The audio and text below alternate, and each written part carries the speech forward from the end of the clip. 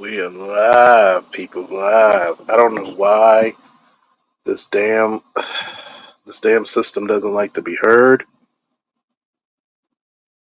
I'm confused as hell. I'm a little taken back by that.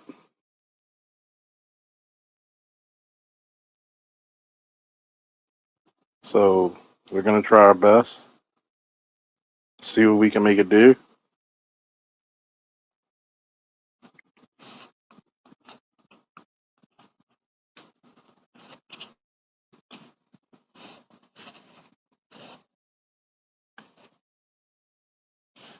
Hopefully we got something going.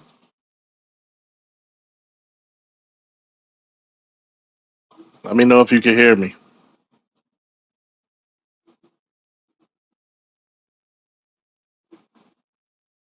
Because right now this is BS to the utmost.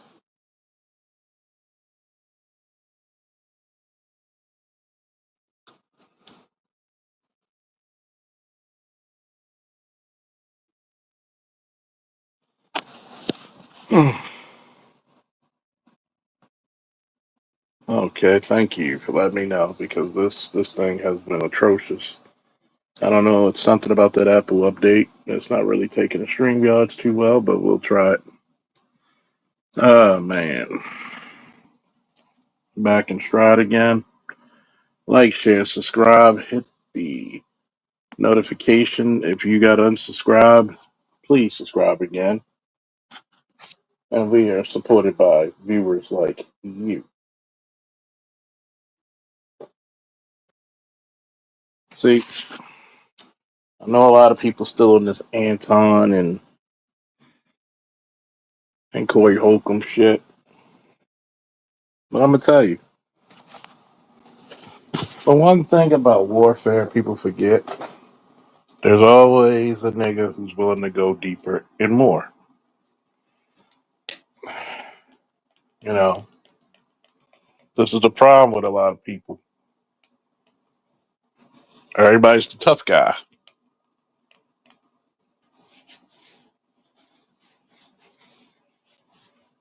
It's real bad about the tough guy. People are going to talk their shit. It's kind of crazy because, masculinity in its true form and true essence, let's be real, is about patience. It's about dexterity. It's about getting a job done. Honestly, that's what it's about. Getting the job done. See, I'm not one for disrespect. I don't want to be disrespected. I don't want to be disrespectful. But I'll tell you one thing: if you disrespect me, don't ask for my help. I mean, unless you touch me, I'm not gonna touch you. But I'll tell you one thing: you're good as dead to me. And I think that's the harsh reality to a lot of Negroes out there: is that what happens when you find a man with a standard? What happens when you find a man who says, "Nah, I'm not gonna go back and forth with you. You're dead to me." You can fucking starve in my face, and I wouldn't defecate for you to eat, and I wouldn't urinate on you if you were thirsty. See, what happens when you know what's even more dangerous than selling wolf tickets? Is silence. You get my drift? Silence. Silence is more dangerous than selling wolf tickets. I don't care what anybody tells you. I don't care what anybody thinks. Silence is the ultimate killer. Because if you really want to be honest, you really want to be honest,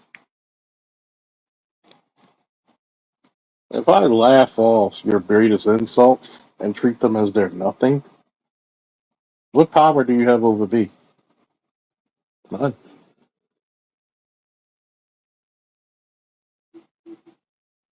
None.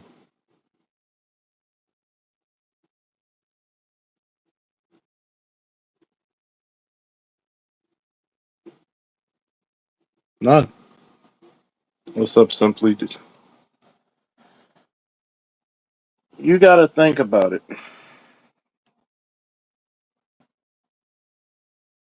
People think about disrespect. You got a right to say what's on your mind, but you also have the right to deal with the consequences that's set forth.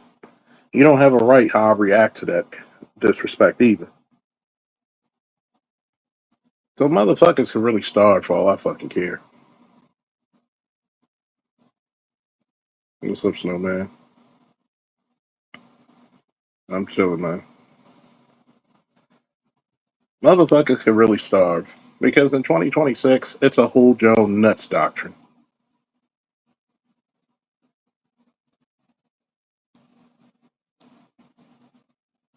and that's a fact.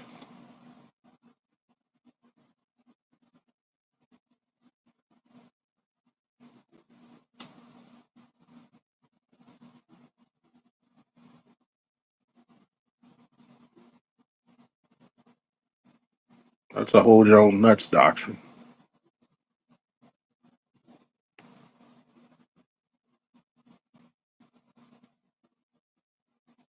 I don't give a fuck with anybody's bad story. I don't give a fuck about anybody's bad fucking time. Hold your own nuts like I have to. Be an adult. Stop running to mommy. Stop running to daddy and take some goddamn responsibility.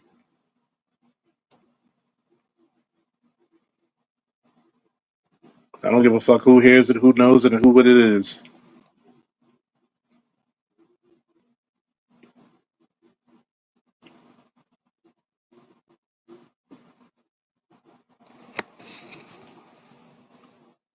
Anybody that don't like that doctrine, fuck you. Seriously, fuck you.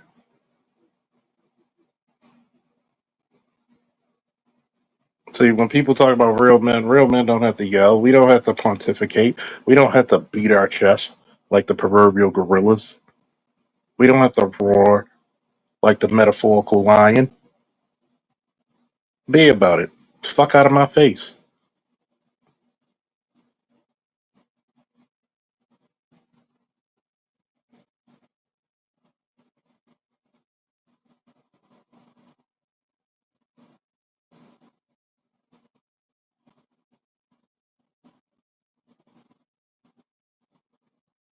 I think that's what's the ultimate part about it. A lot of motherfuckers want to be men, but you want to be a freeloader. You want to be a leech.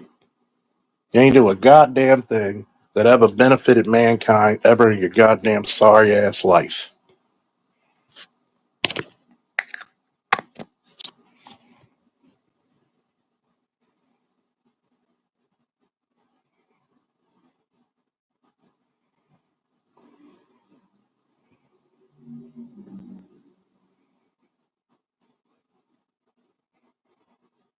See, men don't have to fucking negotiate.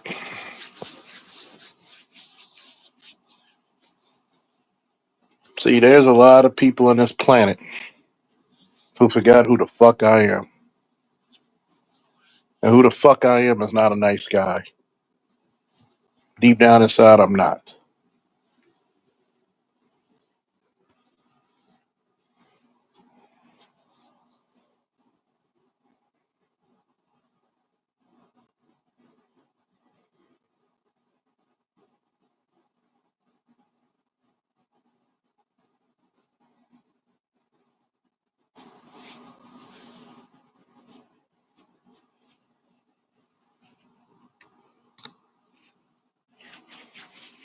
And I don't think men should be nice to anybody unless they're cordial with you. Think about it. We live already in a society where bitches think they're better than you. We already live in a society where white men think they rule you. Why should I be nice? Why can't I just say, get the fuck away from me?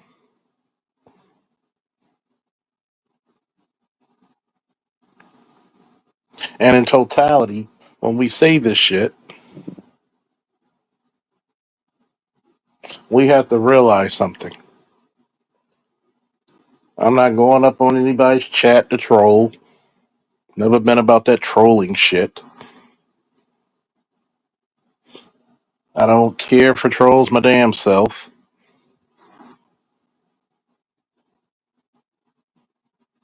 Everybody got a beef, but what happens when beef is for dinner?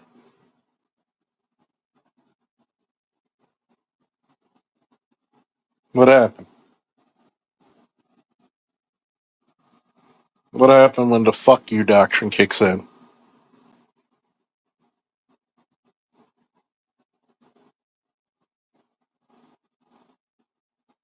I told many a niggas, when I flip, don't expect a return on the invite.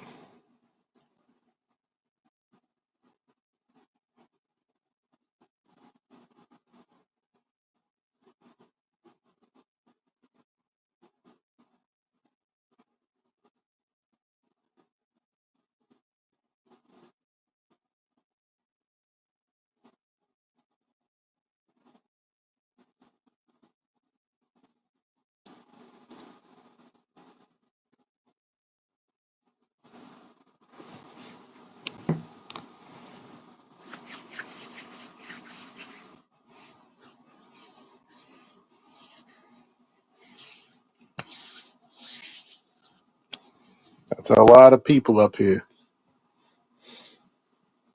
you keep fucking around with grown men, the grown men are going to react a certain way. Do I believe in women and children are out of it? Most of the time. Most of the time, I think women and children stay out of arguments.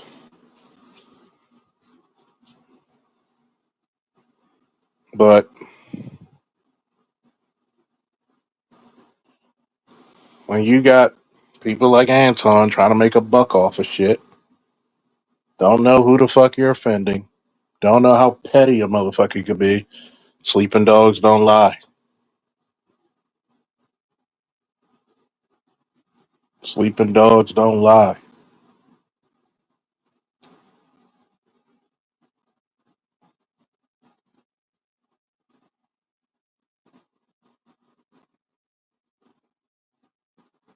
I'm the first to tell a nigga that. People offend people and don't know who the fuck you're offending.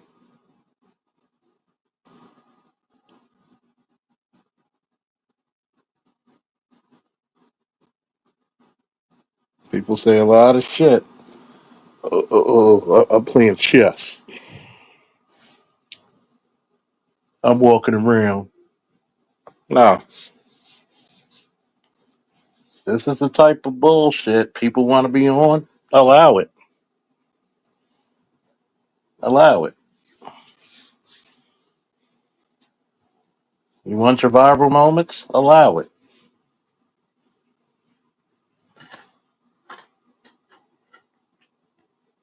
It's kind of funny when we talk about masculinity. Everybody's got to be hardcore. Everybody's got to be tough. Who are you trying to fucking impress?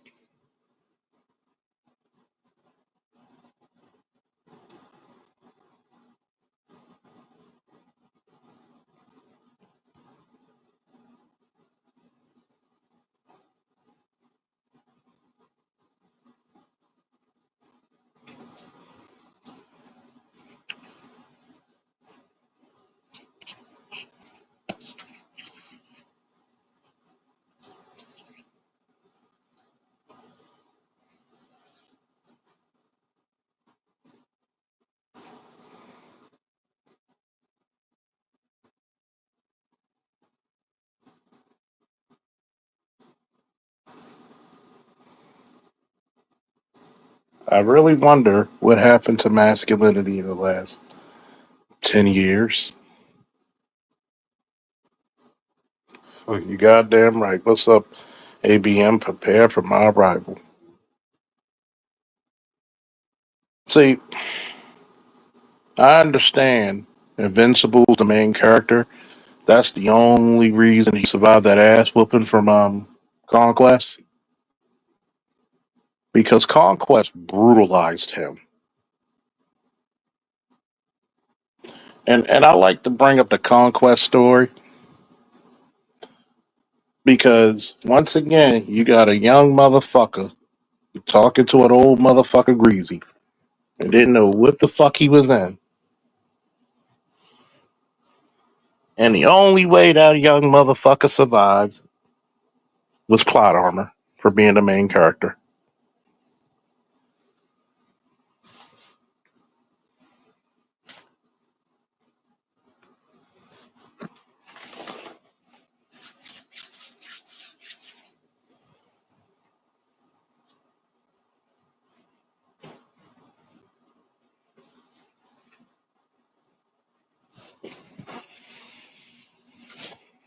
The fucked up part about this is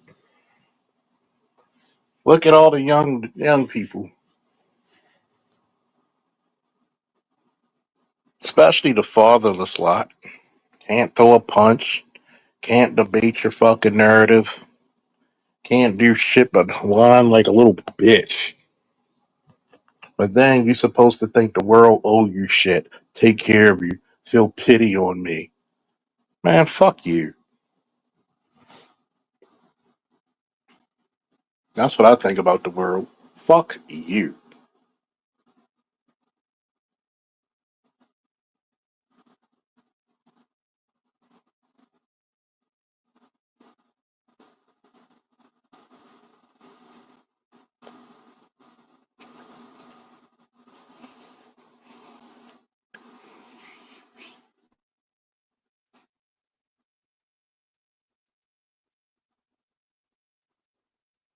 And see, this is part of the fucking real world niggas don't like. Niggas will talk their shit and realize they up shit's creek without a paddle. Oh, that's mean. You gotta be. No, fuck all that. Fuck anybody who supports that clown shit. Be about your goddamn shit. Be about your goddamn shit.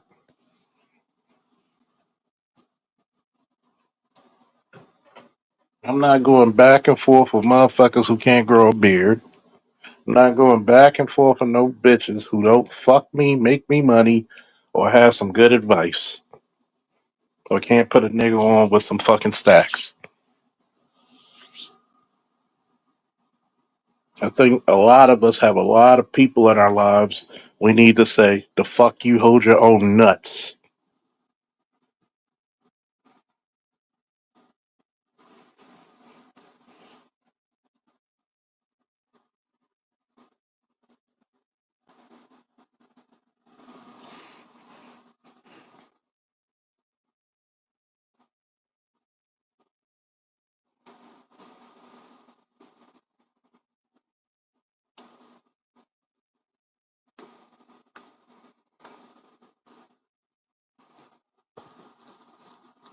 There's a lot of times you see dumb motherfuckers out there selling tickets, and you catch a motherfucker on a real bad day, and it's fucking curtains for you. Leave that motherfucker the fuck alone. Especially if he's not in the mood to talk to you. Not in a fucking mood.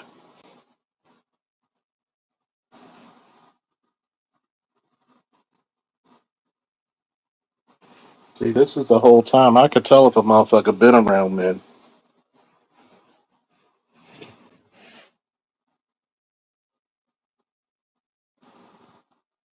But you know, people think, oh, it's because you don't like Anton. So what? I don't, I don't. I do, I do. But here's my thing. You couldn't get none of your boys to come with you. You couldn't get your brothers, your nephews, your cousins.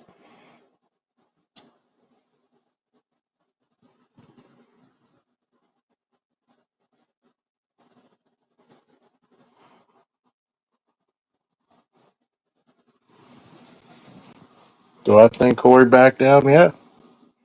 I'm the first person to tell you he backed down. Well, if it's for his money or not, that's still a back down. Just like you didn't hear whatchamacallit say the dick sucking part. But as men, we got to put a fine line on a lot of shit being taught. A fine line.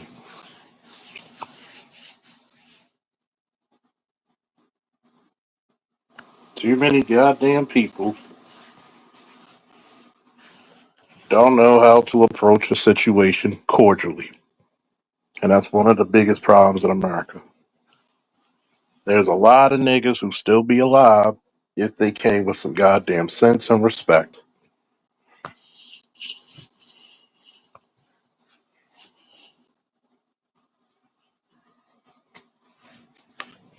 People be like, oh, you don't know the streets.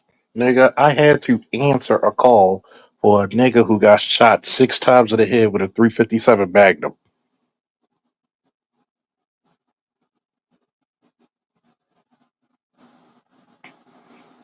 But you claimed you so tough. When did you hear me claim I'm so tough? I'm not a tough guy, I just did tough shit. That's the difference. I don't have to announce my shit to the world.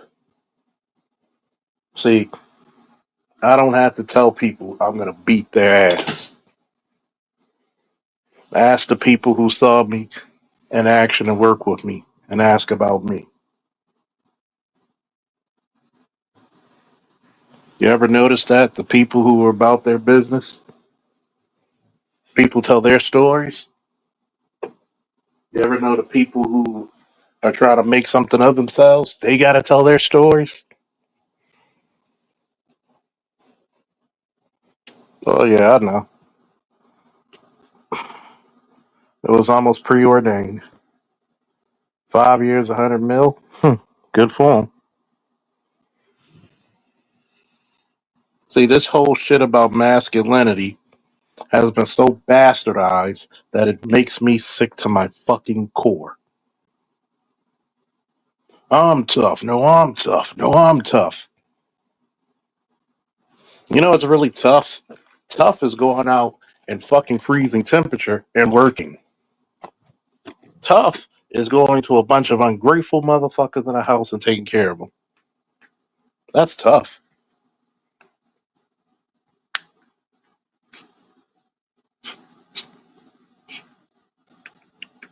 That's tough.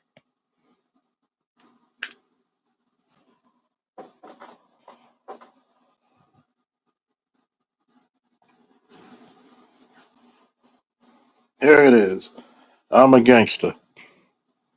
That shit you see in Detroit and Chicago and Baltimore, that's not tough.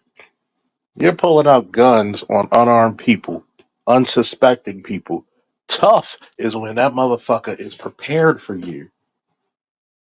They're coming for you, or you're engaging them. That's tough.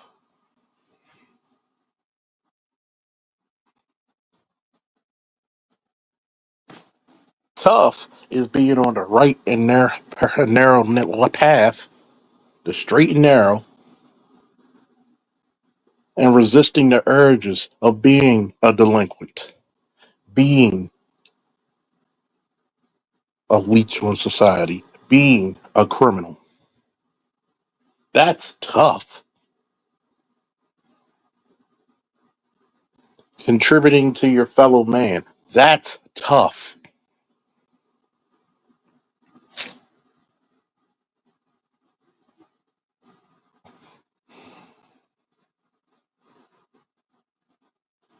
But nobody wants to talk about that.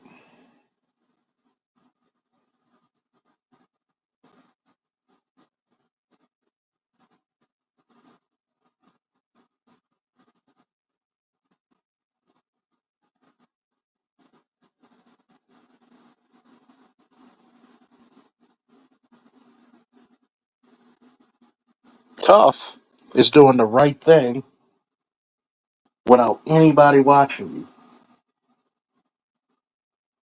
Tough is getting up 3 o'clock in the morning, exercising, getting yourself in shape. Tough is getting up when you're battling some goddamn life threatening disease and taking another step of defeating it. That's tough. Tough is a single goddamn parent doing it. Not because they chose badly, it's because of circumstances. And don't even have to go for child support. Don't even have to badmouth the other parent. Notice I didn't say male nor female.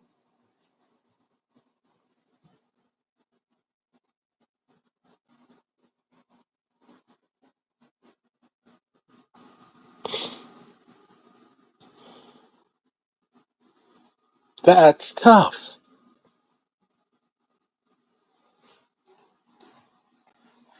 Tough is going to a thankless job to put food on the table.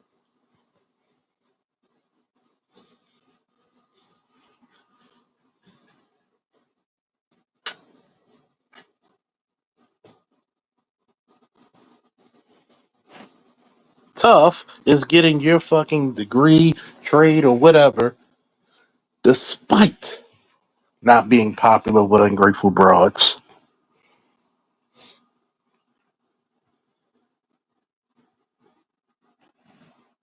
Tough isn't some fucking bravado. That's cheap. That's lazy. That's filth.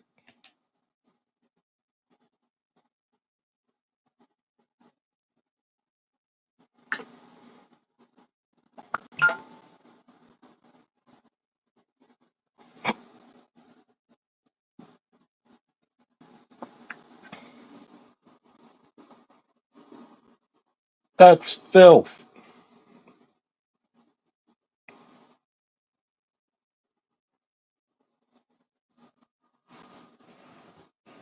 Nobody wants to bring that up.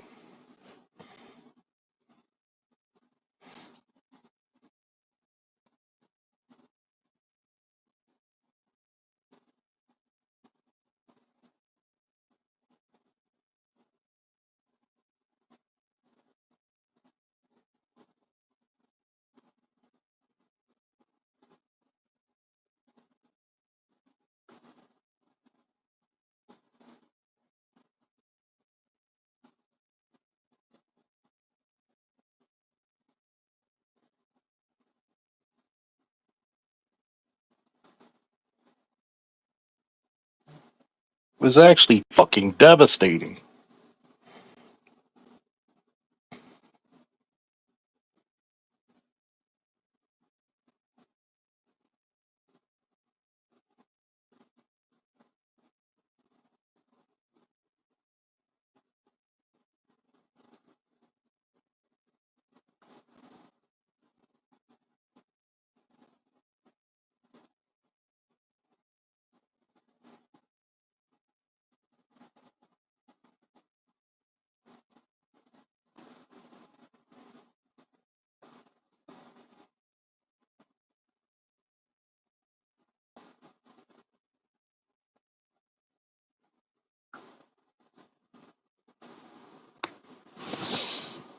But we got a problem with actual toughness.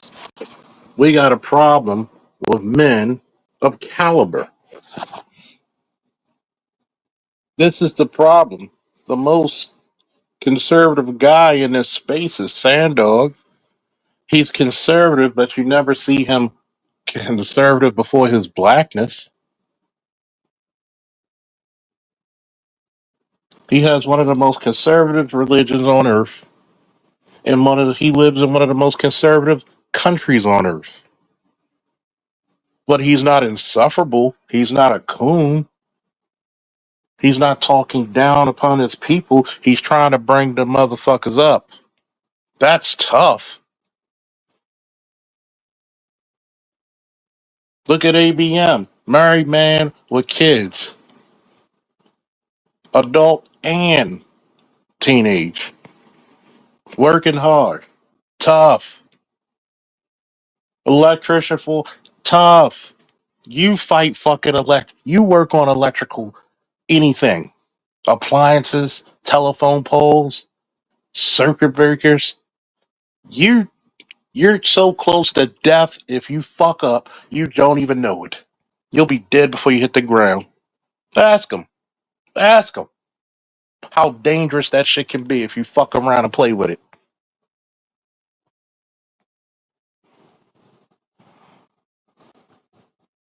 Oh, we could go outside. That ain't tough. That ain't tough. Tough is for your people.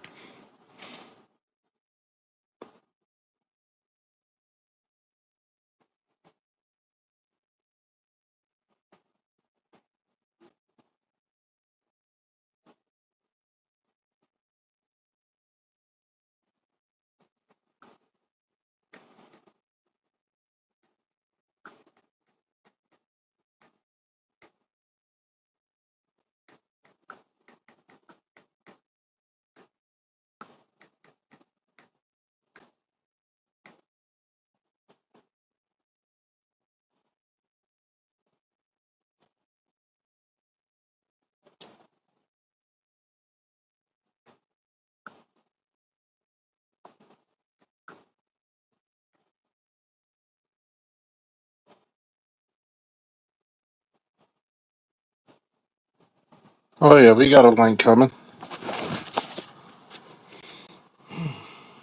Give me 1 second. Get this link back up.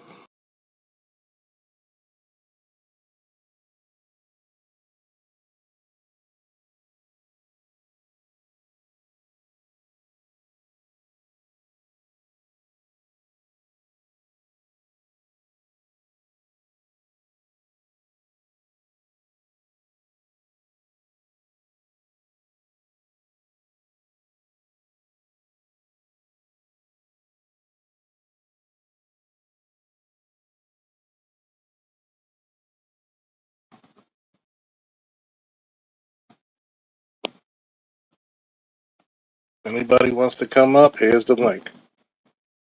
See, I keep talking about this tough, and what is toughness?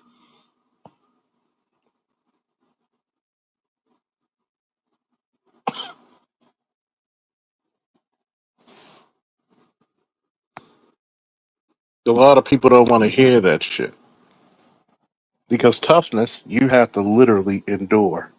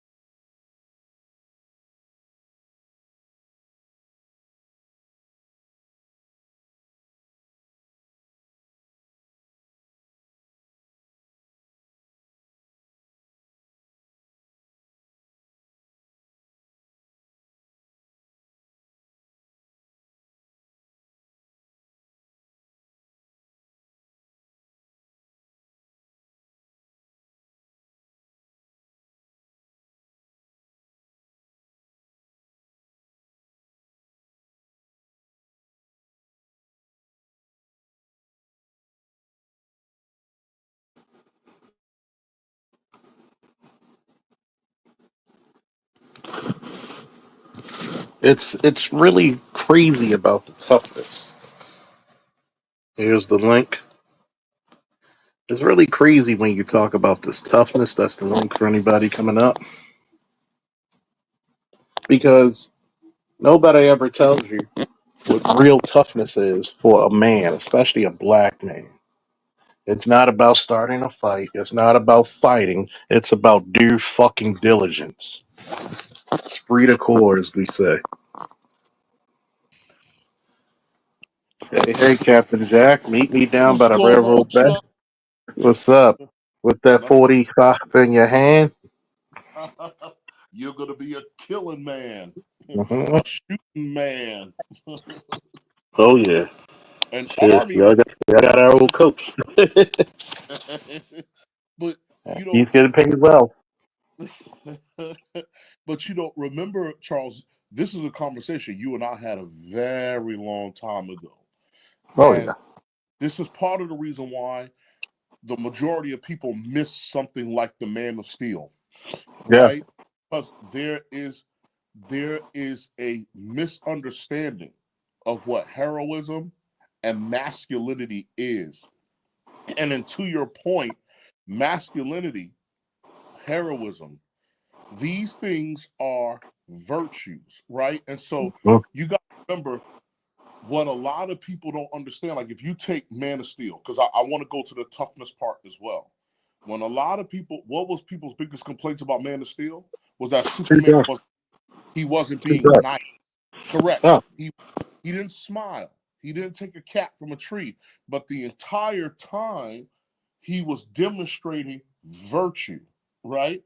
And so virtue is something that is demonstrated before it can become story or canonical or philosophy. It must be first be demonstrated, right? So when his father said, one day you're going to have to make a choice to either stand proudly in front of humanity or not, right? This is something that will be pushed through his actions. And so a lot of people missed the point that what makes you a Superman is not acts of superficiality, but the actual actions that you take. So, to your very point, being tough is doing things that ensures your survival and the survival of people under your care, whether you want to do it or not. So being tough is going to work when you're tired, right? I remember Cam Ward. They were asking Cam Ward about his approach to the NFL. And Cam Ward said, I watched my I just father. speak up a little bit so they can hear you. You know what I'm I'll saying? see if I can. I see if I can turn your mic up a little bit. Uh, Let me see. Let me turn your mic up. Try it now. Okay, you hear me now? Oh yeah, you're great. Okay. Continue. So Keep loving. We loving it. We loving it. yeah.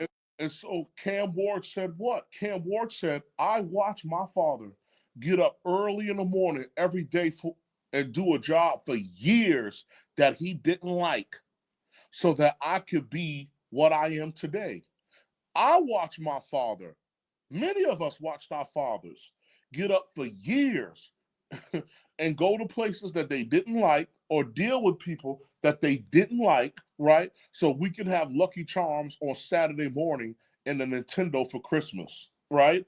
And so when you talk about being tough, right, or when you talk about even being a hero, it's the small everyday actions that you take that makes you this. It's not some act of grandeur, right? So when people talk about Superman and his secret identity, and people say, well, how come it's obvious that he's Superman? And I was like, yeah, but what happens is that the average man does heroic things every day in plain sight and nobody notices it. And because the average man is a hero, because the average man gets up and for the sake of society does things that he doesn't want to do, we all have the type of prosperous life that we have. So I was telling people that from my perspective, Superman's secret identity comes from the fact that, to your point, heroism happens on a daily basis in plain sight. When they say again, not all heroes wear capes, right? So, when you go to the gym when you don't want to, that's being tough, right? When when you go to work when you don't want to, when you're studying for that certification, right? And you'd rather be playing Madden 26, right? That is Yeah. tough, right? The ability, because to tell you the truth, even in today's world, right? When you look at men, and women, human beings, the ability to overcome negative liberty, right? In today's time, the ability to say that my vices are not virtues, that's tough, right? That's being tough. Simple self-control is toughness, right? Again, Black America today is in trouble. Why? Because there are a lot of people who can't look at their penis and tell it no, right? And Yeah. Islam, the Prophet Muhammad said this. He said, one of the things he said, peace be upon him, he said, if you could control your mouth, your stomach, and below your waist, you will avoid the majority of problems in life. Yeah. Think about it, right? Yeah. I don't know if you got a chance to read some of my story in the email. I'll send you a couple of chapters to get your opinion. Okay.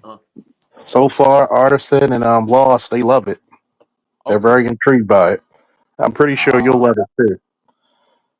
Think Okay. about it, right? One of the characters, not giving too much away because you know people steal shit, Mm-hmm. is a 9 foot tall giant who has the equivalent of a PhD in theological studies. He has Titan level strength, and the greater his faith and conviction, the greater his power and strength becomes. Does that sound like tough to you? Hmm. Does that sound like somebody who's tough? The main hero, powerful as he may be, you might like his name though. He has the strength to move planets, but his greatest strength is what? His resolve, his restraint. In Correct. the black community, just to piggyback off of what you said, we lost resolve, we lost faith, we lost conviction, we lost fortitude. It's like this one guy, I follow, whose black guy talks about MMA. He's about almost 50 years old. The reason why you don't have too many brothers going to MMA, and I agree with him, discipline. It takes a lot of discipline to learn all those styles. Correct. It takes a lot of struggle. Argon, that's where we get the word agony from. It takes a lot of agony to be in a combat sport. We make the greatest sports that are so fucking easy to do the most highest paid. Hmm. I want you to think about that. There's people, and I'm not knocking any ball sports. Some of them I'm a fan of, some of them I'm not. But have you noticed a lot of our great American boxers we don't have anymore? They're going to become tight ends. You know, though, you said something. It's so crazy you said that. Because I was talking to Nameless a couple of days ago. And I said, because I played high school football. And I said, Nameless, if I could do, and hand to God, if Nameless was here, he'd tell you, right? And I think Nayama, the same. I said, if I could jump back into my 15-year-old body all over again, I said, hand to God. I said, instead of playing football, my goal would have been to be a heavyweight champion in boxing, then the heavyweight champion in UFC. Back, it was called Ultimate Fighter then, right? Yep. A heavyweight champion in UFC, and then finally a gold medal freestyle wrestler in the Olympics, and then that would have been my career. I told I told neighbors and Yeah. I hand to God. I said I could do it all over again, and I said shout out the football, shout out the basketball. But if I could do it all over again, I would have went the route of boxing, MMA back then, which was called back then it was called Ultimate Fighter, UFC, and then I would have gone to become an Olympic wrestler, and then Yeah.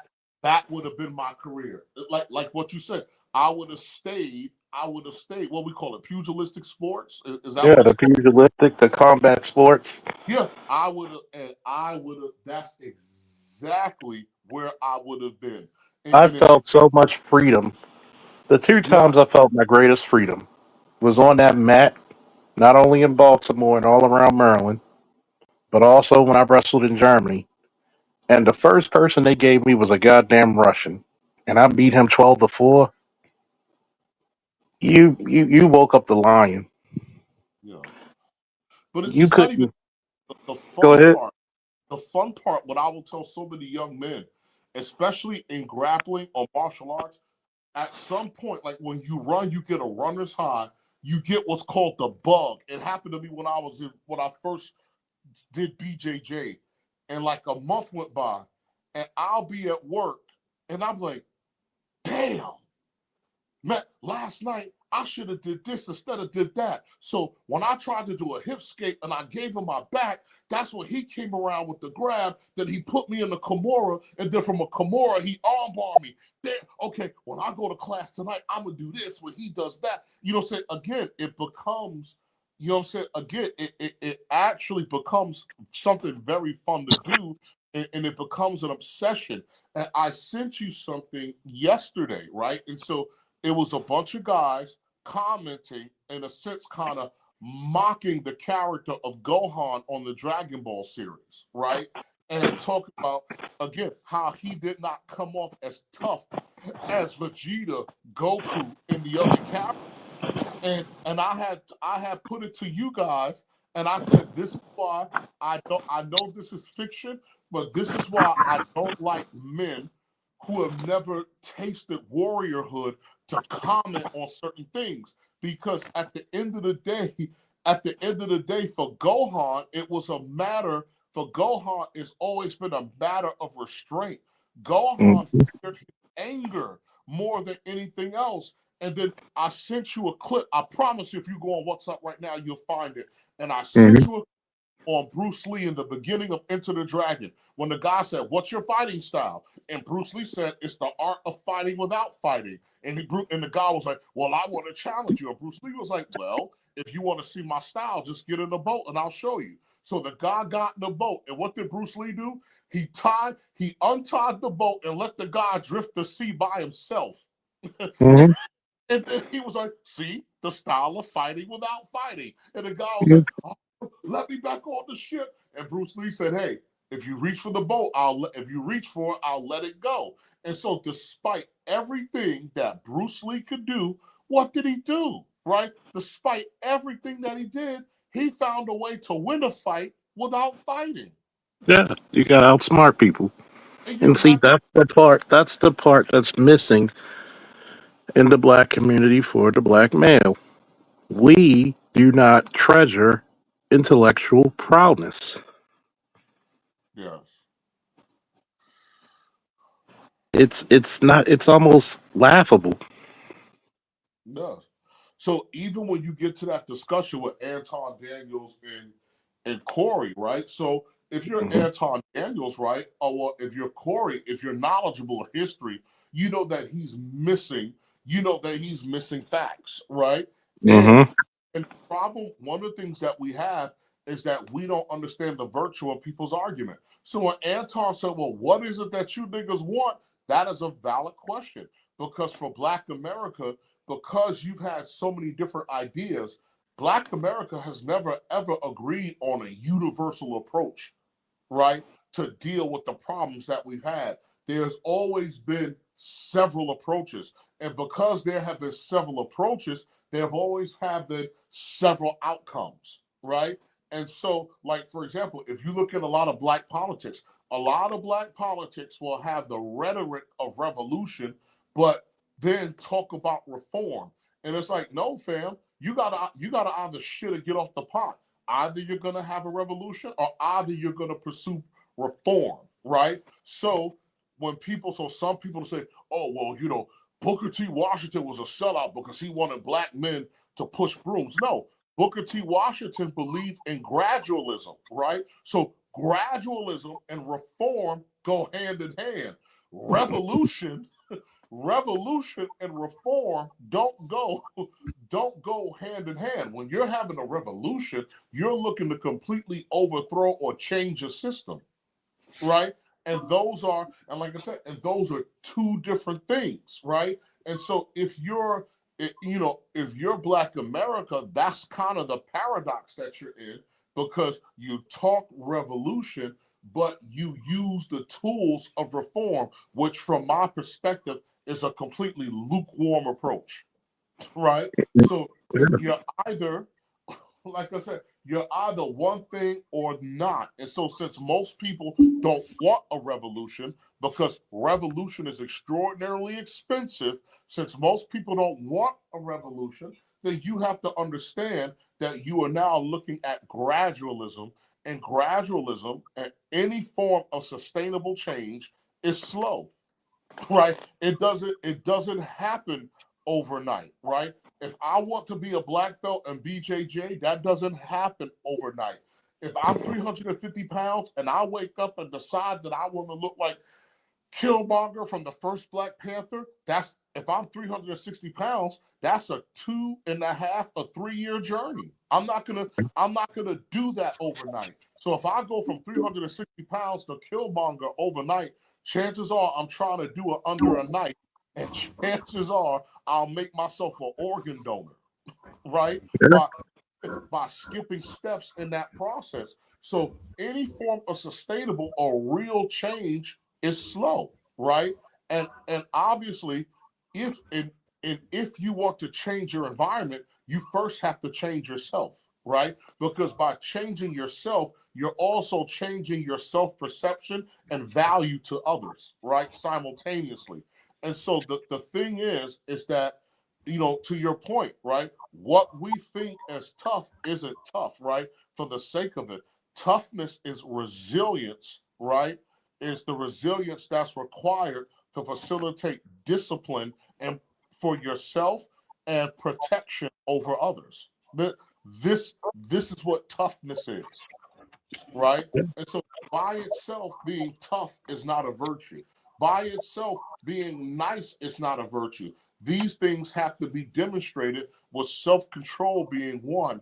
As sad and most unfortunately, right, one of the things that hurts Black America is that people are messianic with their philosophies, right? With the understanding of what I think and feel is the way that we should go. When actually, as you and I know, Charles, the battlefield is a complex place that has multiple solutions. So Sandog is armored cavalry. Armored cavalry is not the solution to all the things that happen on the battlefield, right? No.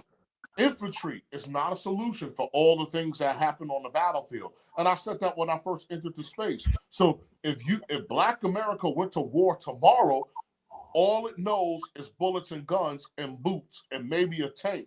But what you don't know is that you require personnel. What you don't know is you require admin. What you don't know is that you require logistics. What you don't know is that you require transportation. What you don't know is that you require communication, intelligence, right? All these, like I said, all these different things, right? And so the Army, when it goes to war, all of the branches within the Army, from infantry, armored reconnaissance, all the way down to civil affairs, all these things act in unison as part of the war effort, right? And so for Black America, right, because you don't have a unified identity or a unified approach, you do not have unity of effort and you do not have unity of command. So now, because somebody doesn't agree with me, and from my perspective, doesn't make them a coon or a sellout, because Black America has yet to establish unity of effort or unity of command, right? And so with that, so once you're able to do that, once you have that, then we can start to have a conversation, which is why when I first came to the space, I was like, you don't have your own state. And what does that imply? If you don't have your own state, you don't have a shared identity, nor do you have a shared value system, right? So if you don't have, like I said, if you don't have any of that, what are you gonna do? So if you have somebody like me who say like, hey man, maybe we shouldn't do abortion. And then you got other people who will say, well, you can't tell me what to do. My body, my choice. Then, okay, bro. So look, good, bad, or indifferent, right? On one way, right? Hey, you believe you're protecting yourself financially, but in another way, right? You now have 20 million Black Americans missing, right? And that 20 million people is the reason why we're 14% of the population instead of 21 or 22% of the population, right? And so, like I said, so these, the things that people, like I said, the things that people value. And so sad and most unfortunately in our society, we've been made to view superficial things as virtue, right? Again, wealth by itself is not virtue, right? You know what I'm saying? Wealth by itself is not virtue. Niceness by itself is not virtue, which is why a lot of people missed Man of Steel. Why? Because they wanted to go to a movie and they wanted to see Superman being nice. But if you're somebody who's going to stand up to evil and confront evil, right, you're not always going to be nice. Right? No. Yes. Yeah. And whether, and you gotta remember, and whether you want to use force or not against said evil, you're damn sure not being nice, right? And so if you look at the Man of Steel, that he went through a lot of self-examination or self-actualization. Remember a Man of Steel when he was being bullied in front of the maintenance workshop, and his dad comes and Pete Ross helps him up, right? Which that has its own symbolism. And his dad comes on and said, I could have beaten all those guys up one by one. And his father said, and you know what, Clark, part of me wanted you to, but then what? Yeah. Exactly. You know what I'm saying? And that's the one thing we don't do in the community is restraint by numbers. Keep preaching. Yeah, but that will be a thing, right? Because I had this conversation with Gigi, and we were talking about that, and we were saying that Black America's biggest threat isn't racism or some of the things we believe it is. It is our appetite. It is our appetite for negative liberty. Right? Well, The whole thing of that I could do what I want, when I want, as I damn well please. And so here's sad and most unfortunate, right?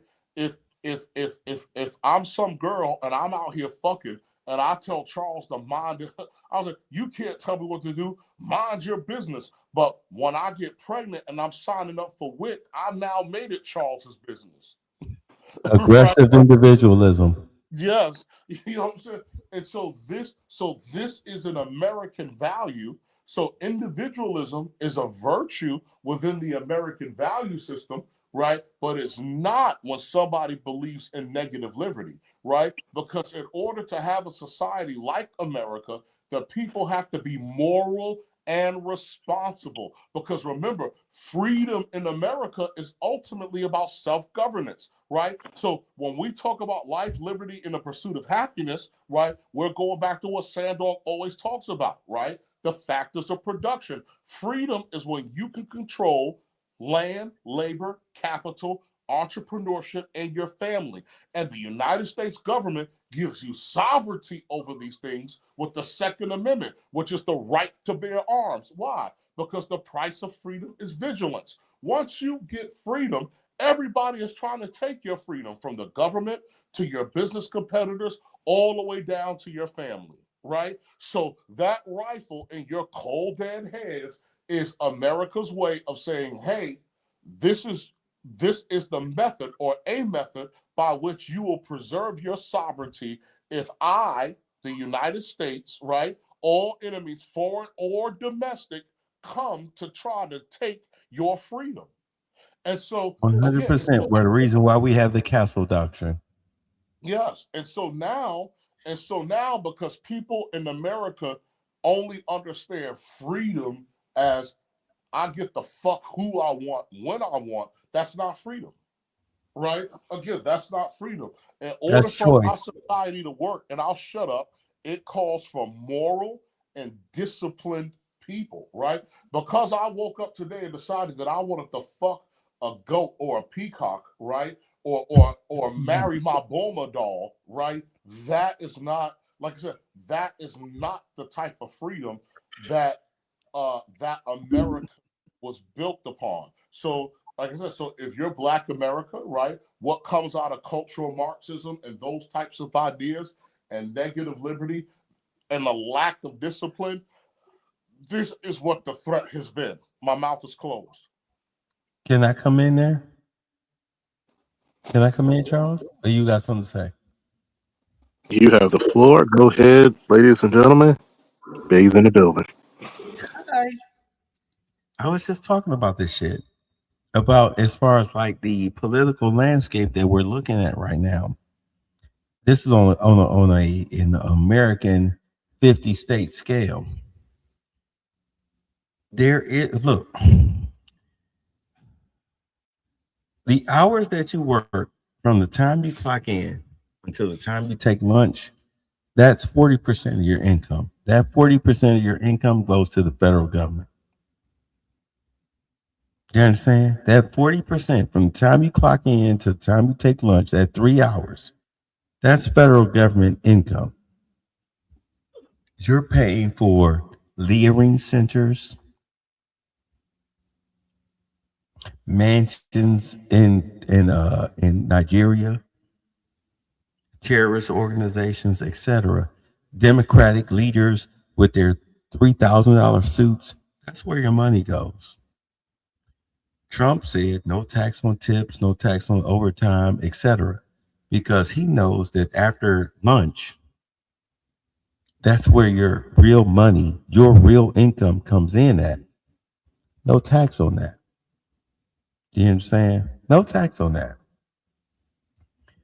With a lot of the average IQ, but since we're on the Black channel, what a lot of Black people don't seem to understand is that your congressional federal government is ripping you off.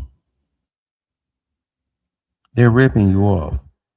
This is why, and I did the whole Nick Shirley thing today, the importance of Scott Bessent. Do you all know who Scott Bessent is? It's okay if you don't. It's okay. You can say no, you don't know. Do you know who Scott Bessent is? Go ahead. Inform me. Scott Bessent is the Secretary of Treasury of the United States. Okay, looked like Marty McFly's father. Said last week that there's going to be an auditor, and an attorney general that's going to go through all 50 states to find out what's going on with all of our federal money. Because do understand, federal income tax is your money. That's your, from your clock in to noon to lunchtime money. That's your money. That's your money. I don't give a fuck. If they taking $600 a month out of your check, $300 every paycheck, FICA is coming out of your check. That's money that that $600, you want to know where that goes. If you don't, you're a dumbass. But that's your money.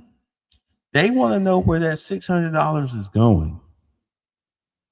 And if it's going somewhere that you're not approved of, because I'm pretty sure you're not trying to pay for a mansion in Nigeria for a Somalian.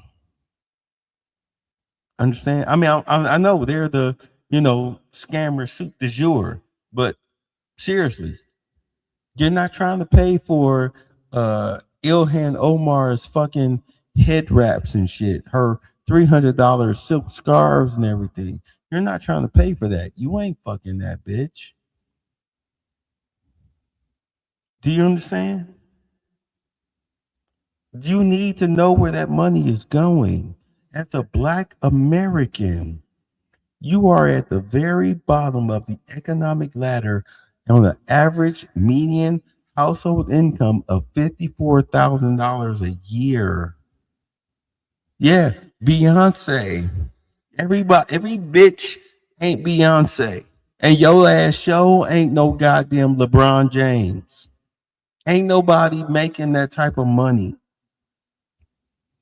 54,000 a year annual household income, despite all the entertainers, the multimillionaire black entertainers that they shove in your fucking face. You ain't making their money. Nigga, you 2 months behind on your light bill. You 2-bedroom garden apartment. You're lucky if you have a car. You got a car, you need fucking repairs. You got to fuck your oil light come on every goddamn day. Do you understand what I'm saying? You're the working poor. And your income, 40% of your fucking income, $600 a month, and I'm just averaging, is going to pay for motherfuckers who sit up here and tell you that you need to go out here and put your life on the line for criminals. Do you not understand how much of a fucking financial and psychological slave you are to people who don't give a fuck about you? What dude was saying earlier, he was 100% right. You need a reform. And reform, fucking revolution doesn't happen overnight. Just because you buy a fucking cheap ass $200 goddamn shotgun and get on TikTok talking about some safe flight repair, that don't make you no fucking revolutionary. You a bitch.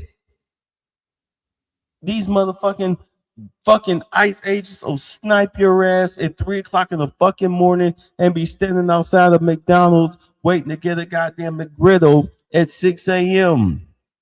While you talking like you tough. You a bitch. You are a bitch. You really want to change shit? You really want to change your life or whatnot? Get your ass out here. First and foremost, get rid of the illegals. They dump these criminal pieces of shit, these leeching parasite fuckers in your poor black neighborhoods. They don't dump them in white neighborhoods. They don't dump them in Inglewood and any other well-to-do white neighborhood, wherever the fuck you live. They dump them in the poorest of black societies in every neighborhood that allows them. And whether they're criminals or not, the ones that are actually here to work, you know what happens? You know how when a job says competitive wages, but the competitive wage is less than minimum wage? As somebody who worked hotels for 25 years, when they say competitive wage, mainly housekeeping, $9 an hour, do you know why they pay $9 an hour instead of the mandated federal minimum wage, which is what, 15? It's been 15 for a while. You know why they don't pay you that? Because they pay illegals first, and they cheat the illegals. Pay them $8, $9 an hour.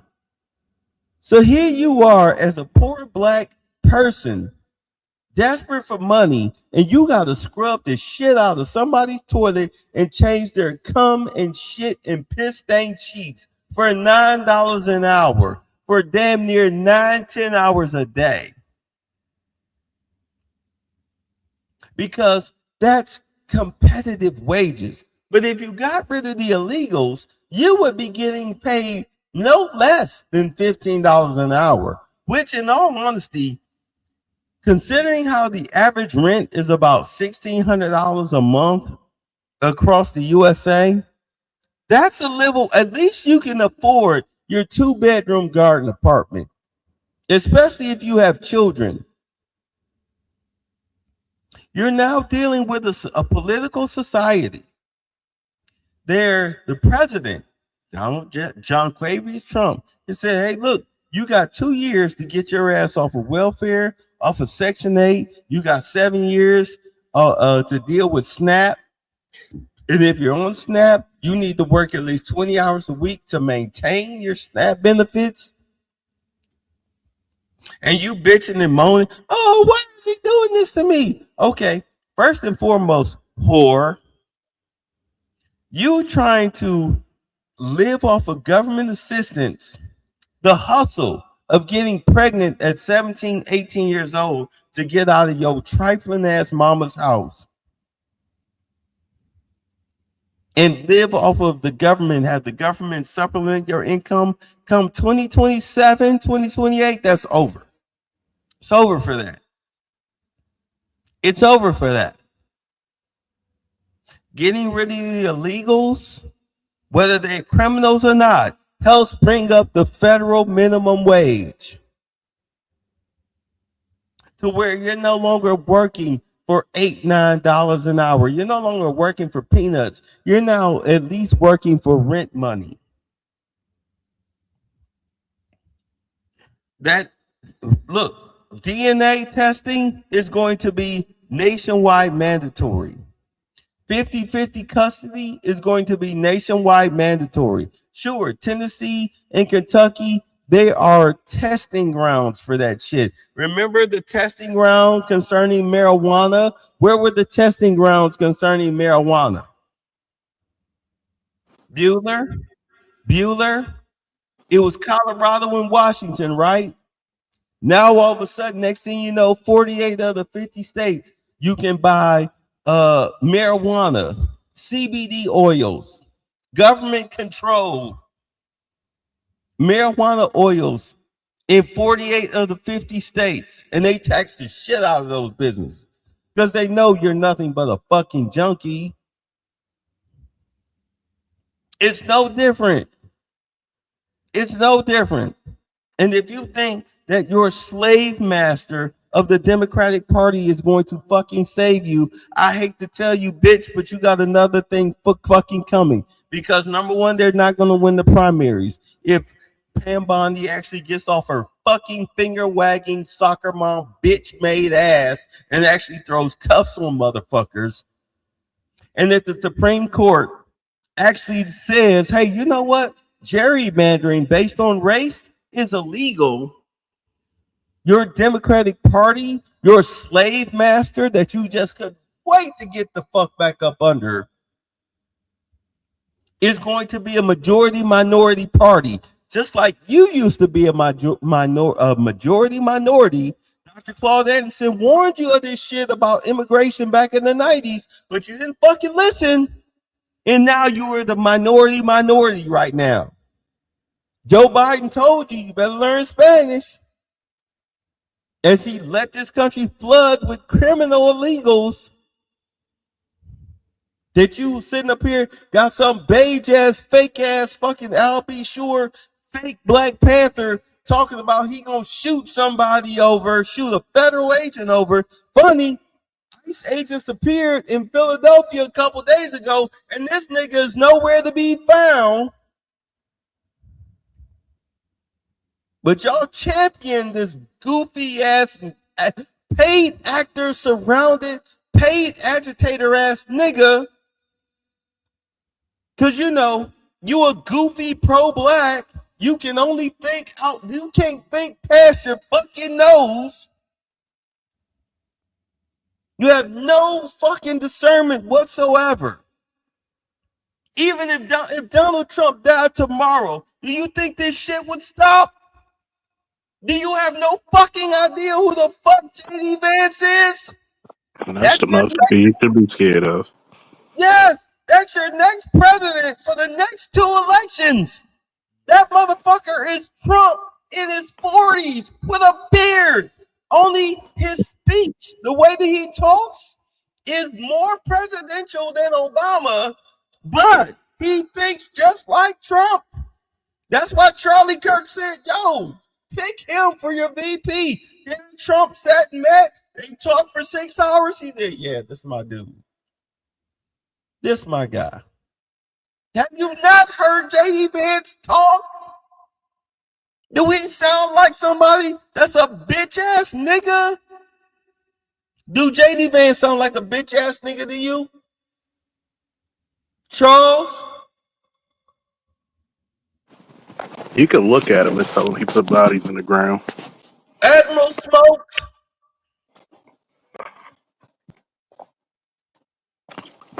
He's muted up. You can look at him. He's a war vet. He's not a bitch. A He not Marine a, war vet at that.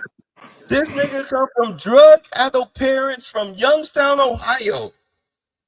I lived in Ohio. I'm an Ohioan. You have no idea how trailer parking Ohio is?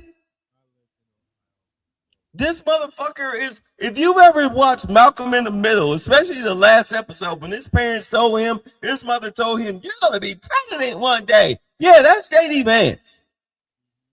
He's went through hellfire and back. You can't nail him on the racism shit because he got an Indian wife and children. You have no controversies on him. You have nothing on him.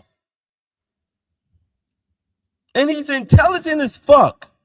You really think this motherfucker gonna kowtow to you? If Trump died tomorrow, I'm sorry, you're super fucked. Because your hate for Donald Trump is going to go away, but yet his policies are going to be stronger than ever by somebody who's not going to die of old age. And he's going to be president for probably the next 10 years. You take over as interim president for the next 2, then you rerun, you're going to be president unless Marco Rubio beats you out, and he's not, because there's not one fucking Democratic fucking nominee that's ever going to take it. Yo, who the fuck going to beat JD Vance? You really think Gavin Newsom or Jasmine Crockett or AOC is going to beat a fucking JD Vance? Are you really that goddamn dumb? Who the fuck are you going to get to beat him come 2032? With the rate you're going. And again, if the Supreme Court deems that gerrymandering based on race is illegal, you're going to lose 20 seats as a Democratic Party, which means you're going to be a majority minority. It's over. It's over. Yes. Yeah. And shout out to, said the common sense's point, right? When we talk about nice is a virtue, right? So historically, let's go with nice, right? And again, I always tell people to vote their interests, right? I am Republican, right? But I tell people to vote their interests. When I first came to the space and people were asking, well, why do you vote Republican? I said, it's not your business because my money isn't your business, right? How I make my money and how I get it is none of your business. How you make your money and how you get it, like I said, is none of my business, right? So unless we live in a community together where our actions impact each other one way or another, then we can have certain types of conversations. But simply over the internet, to me, it doesn't make sense because I'm not going to speak over your wallet, right? So, but and why do I talk about niceness being a virtue, right? Not a virtue. So you all have people who will smile in your face, let's say about immigration, and nobody's against immigration, right?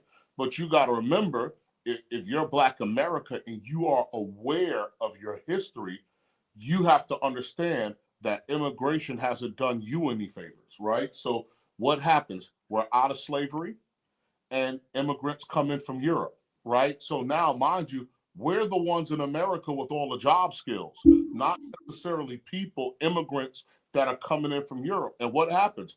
The immigrants from Europe come in, they're the ones that are making higher wages. They're the ones that are getting the jobs. And oh, surprise, surprise, they end up forming labor unions so that they don't have to compete with us. My right? God. And then My they God. You are, look, I'm sorry, I don't mean to cut you off, but you were 100% right. Dr. Claude Anderson told Black people back in the 90s, right now, currently, you are the majority minority. If you don't fight against immigration, you're going to become the minority, and you'll become irrelevant. Yes. And looking at the economic demographic, and Charles, you'll see me post this chart. Even with illegals here, we're at the very bottom. So Am you am I lying, Admiral? Are we at the very bottom despite illegal immigration? so we're at 14% of the population. I think the Latino community is 19%, right?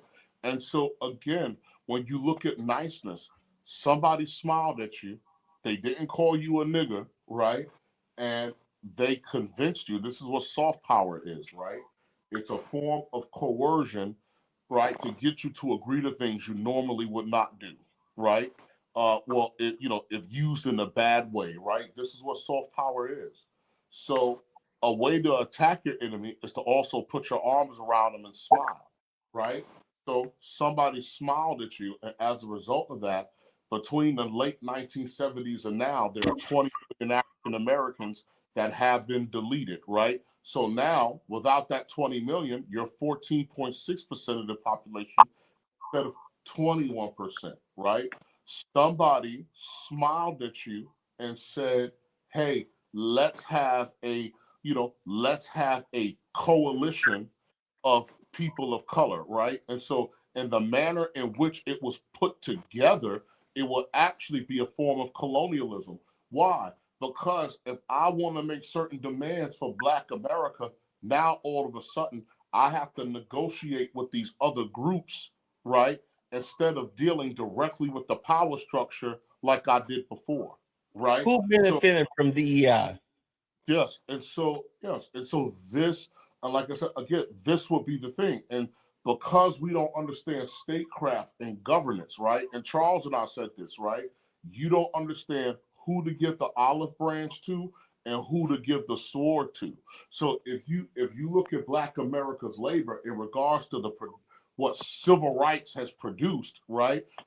Everybody has dogpiled on it, and again, because somebody smiles at you and says the white man is evil, you have made a whole you've made a whole goddamn mountain of bad decisions, right? Which were emotional and not based. Why? Because you're dealing with people and you're embracing groups of people. You have no idea what they believe, right? You have no idea what they believe and what their agenda is. And so without statecraft governance, you can't find out who's an enemy and who's an ally, right? Not Mhm. real. And so you Who's the have to who's the so weakest black man in America? uh, what you say? Who's the weakest black man in America? The effeminate one? And what makes him effeminate? Hmm. That he's I, one. I want Admiral to answer it. What Oh, what Well, makes oh. I don't know what who's the makes weakest black man in America? what Hmm. Charles what gave you the clue. mm-hmm. I Let don't me I don't break it down. Okay, let me break it down to you. Let me because this is my area of expertise. We went through 400 years of slavery. As black people, we learned everything that we learned from overseers, which was the decadent, most disgusting, most low life pieces of shit white people in American history. All right. Scumbags, trailer trash, whatever, meth addicts. This is how we learned how to behave. Once we got free, you had those of us who were because to understand that as black people we're not a monolith. There's a reason why we had a Tulsa and a Rosewood and a Central Park and a Greenwood and etc. Because not all of us were fucking we didn't all adhere to liberal Confederate slave master overseer intellectual ideology. But now that we've been a conquered people through legislation, which we call civil rights, understand it took legislation in order to get us to the point that we are right now. So now that we have legislation that is coming forth over the next 2 years that is trying to free us from financial and psychological slavery from the Confederacy, the Democratic Party And it's funny because Malcolm X told us, stop fucking with the white liberals.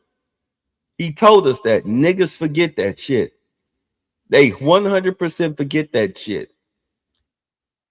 Now that we have legislation freeing us, you have currently, as you see, when you watch these videos, why is Don Lemon getting ready to face, hopefully, but I doubt it, but we'll see. Why is he facing federal charges of the FACE and the Klan Act? Why is he facing that shit? Because he was listening to a goofy black bitch going in and committing federal crimes at a church. Do you understand? You've got black men like that goofy blood gang member cosplaying as a Black Panther, a paid agitator, because there's no record of how this nigga's getting paid. This is the number one thing I look at. How are you getting funding? Who's funding you? You have, I mean, I know I'm going down a rabbit hole, but I need for black people to think past surface dirt. Well, but that would be the thing, right? Common sense, because at least for me, right? Because I haven't been in America for years, but from the outside looking in, it seems Black America, so much of their politics is based on spite than it is, okay, like I said, actual policy or business, right? Because again, if you're going to be engaged in politics, you're going there for your business interests, right? Yes. So here's the thing. All the things that are social is up for your community to manage, not the government, right? So if your community wants to allow certain things socially, that is something that happens locally amongst your community. Culture wars at the federal government level are nothing more than distractions. At the federal government level, you should be fucking talking straight money, right? Exactly. So, you know what I'm saying? So this is why you cut off money for motherfuckers who don't want to follow federal law. Yes. And so, yeah. And so at that point, you're, like I said, you're talking, like I said, you're talking money. And it goes back to what I'm saying. So for so long, black people voted on spite, right? Until what? So now in 2020 or whatever it is, you're seeing your tax dollars go to people, and people who are getting more benefits to you who are not even citizens, and you've been here since the damn 1500s, right, and fought all these wars, right, and you got people who are not even citizens who are receiving benefits to things that your ancestors shed blood for. That's a spit in the face. Well, Kamala Harris said that she will make the Freedman Bank open to everybody, and I'm like, was everybody in this bitch a former slave? Like, she should have been. Oh my God! Let me stop. I don't want to get visited by the FBI. And that's the thing. And so it goes back to this whole thing that nice, like it's like what I told you. Nice is not a virtue. What's the tangible bit? Because I have a homegirl, and she said, she was fighting with somebody about immigration, and and like just trying to show the guys a bigot. And when I broke it down to her, and I was like, no, historically speaking, immigration has done Black America no favors, starting with the European immigrants who are undergirded with the Homestead Act while we were given nothing. What is the true religion of the Jewish people? What do they worship? What is their true religion? Their true religion. Their true religion. What is it? True religion. What do they worship? What's their main focus as a religion? Yes, money. Name a racial group whose true religion, their bottom line true religion, is not based on their economic survival. Name it. Us. Thank you. Black folks. Yeah. We But the that's only motherfuckers that will go out here and shed our blood, sweat, and tears for every other fucking race except for our own. And our biggest problem, I'll say it again, our biggest problem is that we talk about generational curses, right? Right? Yeah. Right. Our biggest generational curse that we refuse to let go of is letting go of the Confederate slave mentality. That's why Martin Luther, why do you think MLK was killed? Why do you think MLK was killed? Why do you think Malcolm X was killed? Because their biggest talking board was, hey, we have to cut ourselves off from the Confederacy. Nobody gave a fuck when MLK was sitting up there talking about some content of our character instead of our skin and all of that goofy shit. Yeah, that's nice to hear. That's a nice platitude. But as Black people in America, our biggest crutch, what keeps us perpetually stupid and poor and deficient and decadent, is our fucking reliance on trying to get that fucking head pat from Confederate white people. Am I lying? Yeah. But nice is not again, it goes back to what we said. Nice is not a virtue, right? So you have to look. The thing is that again, if you want freedom, you want ownership, right? Ownership goes with sovereignty. And that's the thing, right? So when you talk about equal is nothing more than privilege and permission. So if I truly what sense does it make if I'm going to fight my way out of slavery only to get a salary, right? That how does that even make sense, right? Or to get a check from the government for my slave quarter housing, my food, my light, gas, telephone. Barely enough. I mean, you're paid to be in slave quarters. But that's what social programs are. And that's what's the point. If you work and you consume, but yet you don't control any of the means of production, that is slavery perfected. Yeah, they don't need you to pick no cotton. Yeah, that's slavery perfected. Yeah, you need to pick cotton as long as you're paying taxes and that card is being swiped, right? Sales tax, whatever it is, that is slavery perfected, right? Because you don't own anything. You don't own anything, but you work and you consume. Halas, it's done. It's slavery, like I said, slavery perfected. So you have to, and so again, that would be the thing. It comes from a total misunderstanding of what freedom is. So when I was a boy, I'll never forget, I was upset because I had to go to bed after Knight Rider went off, right? You know what I'm saying? And my father was still up. And I'm like, wow, look at adults. My dad gets to do whatever he wants to do. No, my father was sitting there calculating how much overtime he had to work because Christmas was coming, right? I wanted an Atari. I wanted Castle Grayskull and Snake Mountain. My mother wanted to get her hair done. My sister wanted new clothes. My grandmother wanted this. And so my father had to sit down there between his two jobs and find out what he was going to work in order to do what. And so now what I wait. Let me ask you a question. Let me ask you a question. Before you were 16 years old, how many times for Christmas did you get like mittens and a winter hat, a jacket, thermal socks, new boots for Christmas instead of toys?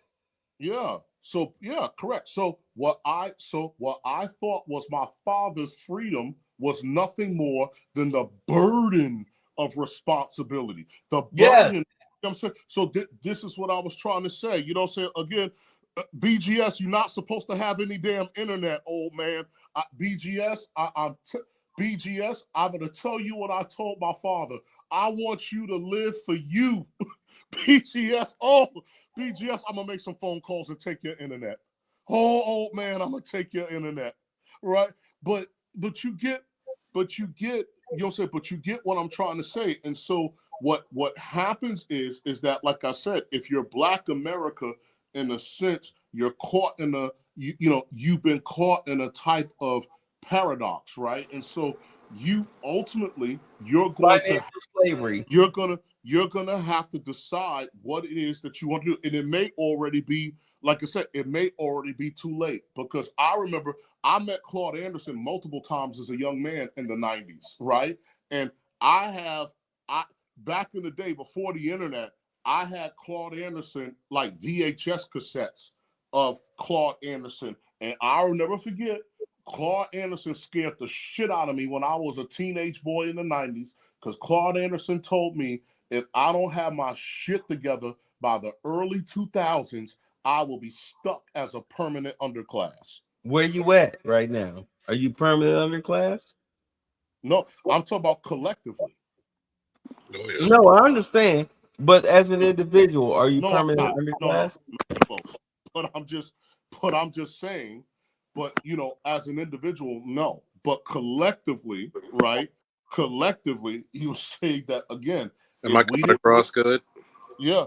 If we like didn't make changes, like I said, Black people collectively 50, but per household, $54,000 a year. You're at the very bottom of the economic fucking ladder.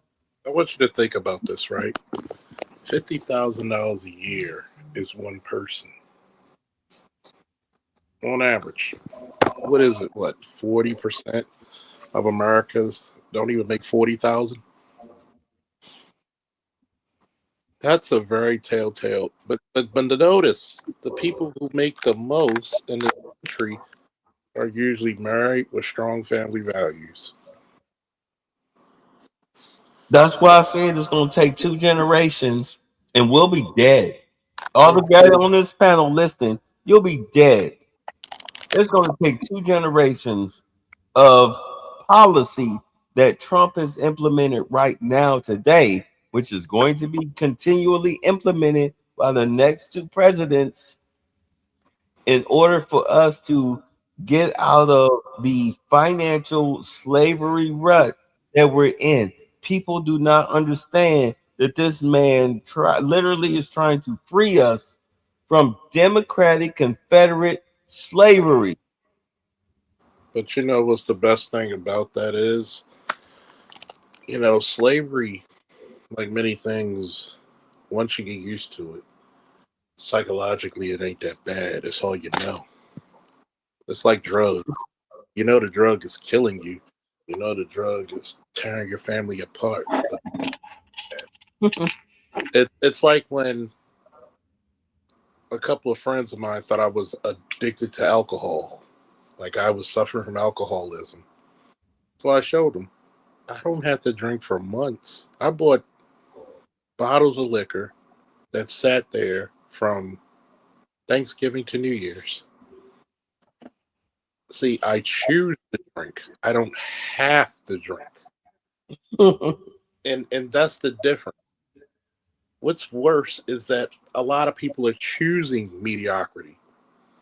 People are choosing to wallow in obsolescence. It's no different than you're gonna hate me for this. It's no different. I hate you now because you're telling us. I hate you now because you're Black. I hate you. I hate my gums. I hate Goldberg's lips. Jerry Glanville.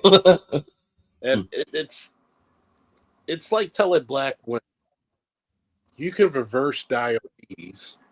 You could probably get better choices of men if you became nicer and fitter. But guess who does not want to change? You, the individual. And see what happens is that individual, for example, one of my exes was sick, had really bad sinus infection. And I looked at her daughter, who was like 12, 13 years old, and she's the size of a goddamn adult woman. Oh, God. And her dad came by to bring her some food. Nothing nourishing, just some Chinese shit. A box of yakami that was made for 4 people. And she's eating it with a fork. And I'm like, obese children should be classified as child abuse. Like, oh yeah, by the way, I forgot to do this to my brothers who donated. It's been a while, so you got to give it to me. To the electrician 480, here you go. By the power of Grayskull.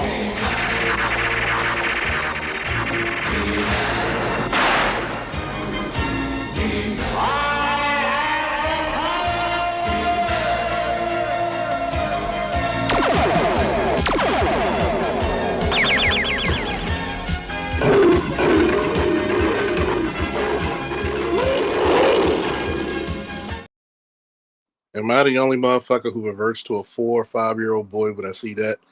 And this is for F Holiday for your donation. Now for a lesson. You may have heard these words before, but I'll teach you what they really mean. Go beyond. Plus.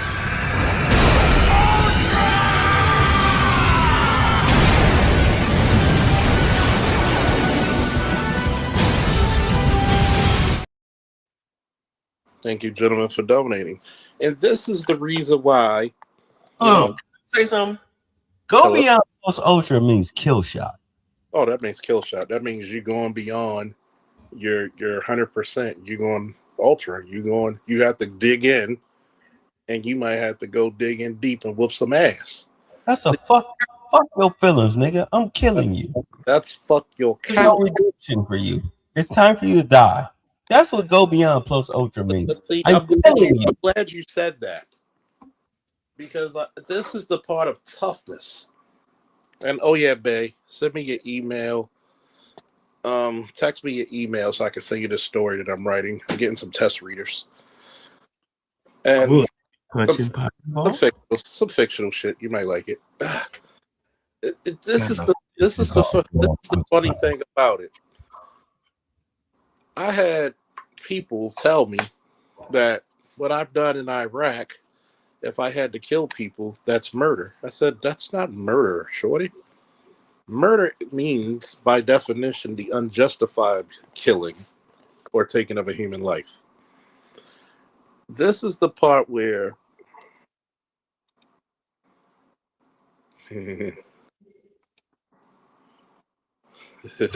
Why are you giggling? Like you happy to say it. You can't wait to say it. Why are you giggling? Go ahead and say it. Let's read the Rodriguez. See, there are so many people who sit at a lap of luxury, if you will. And I really do mean that as a lap of luxury. Because you have the luxury to Monday morning quarterback what a person does in war. You have the luxury to Monday morning quarterback, or Tuesday morning quarterback, actually, because, Monday's the last game of the week.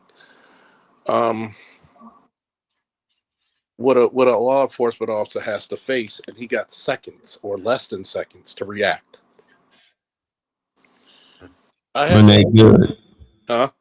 When they good. That was a clean shoot. Oh, yeah. You got to realize something.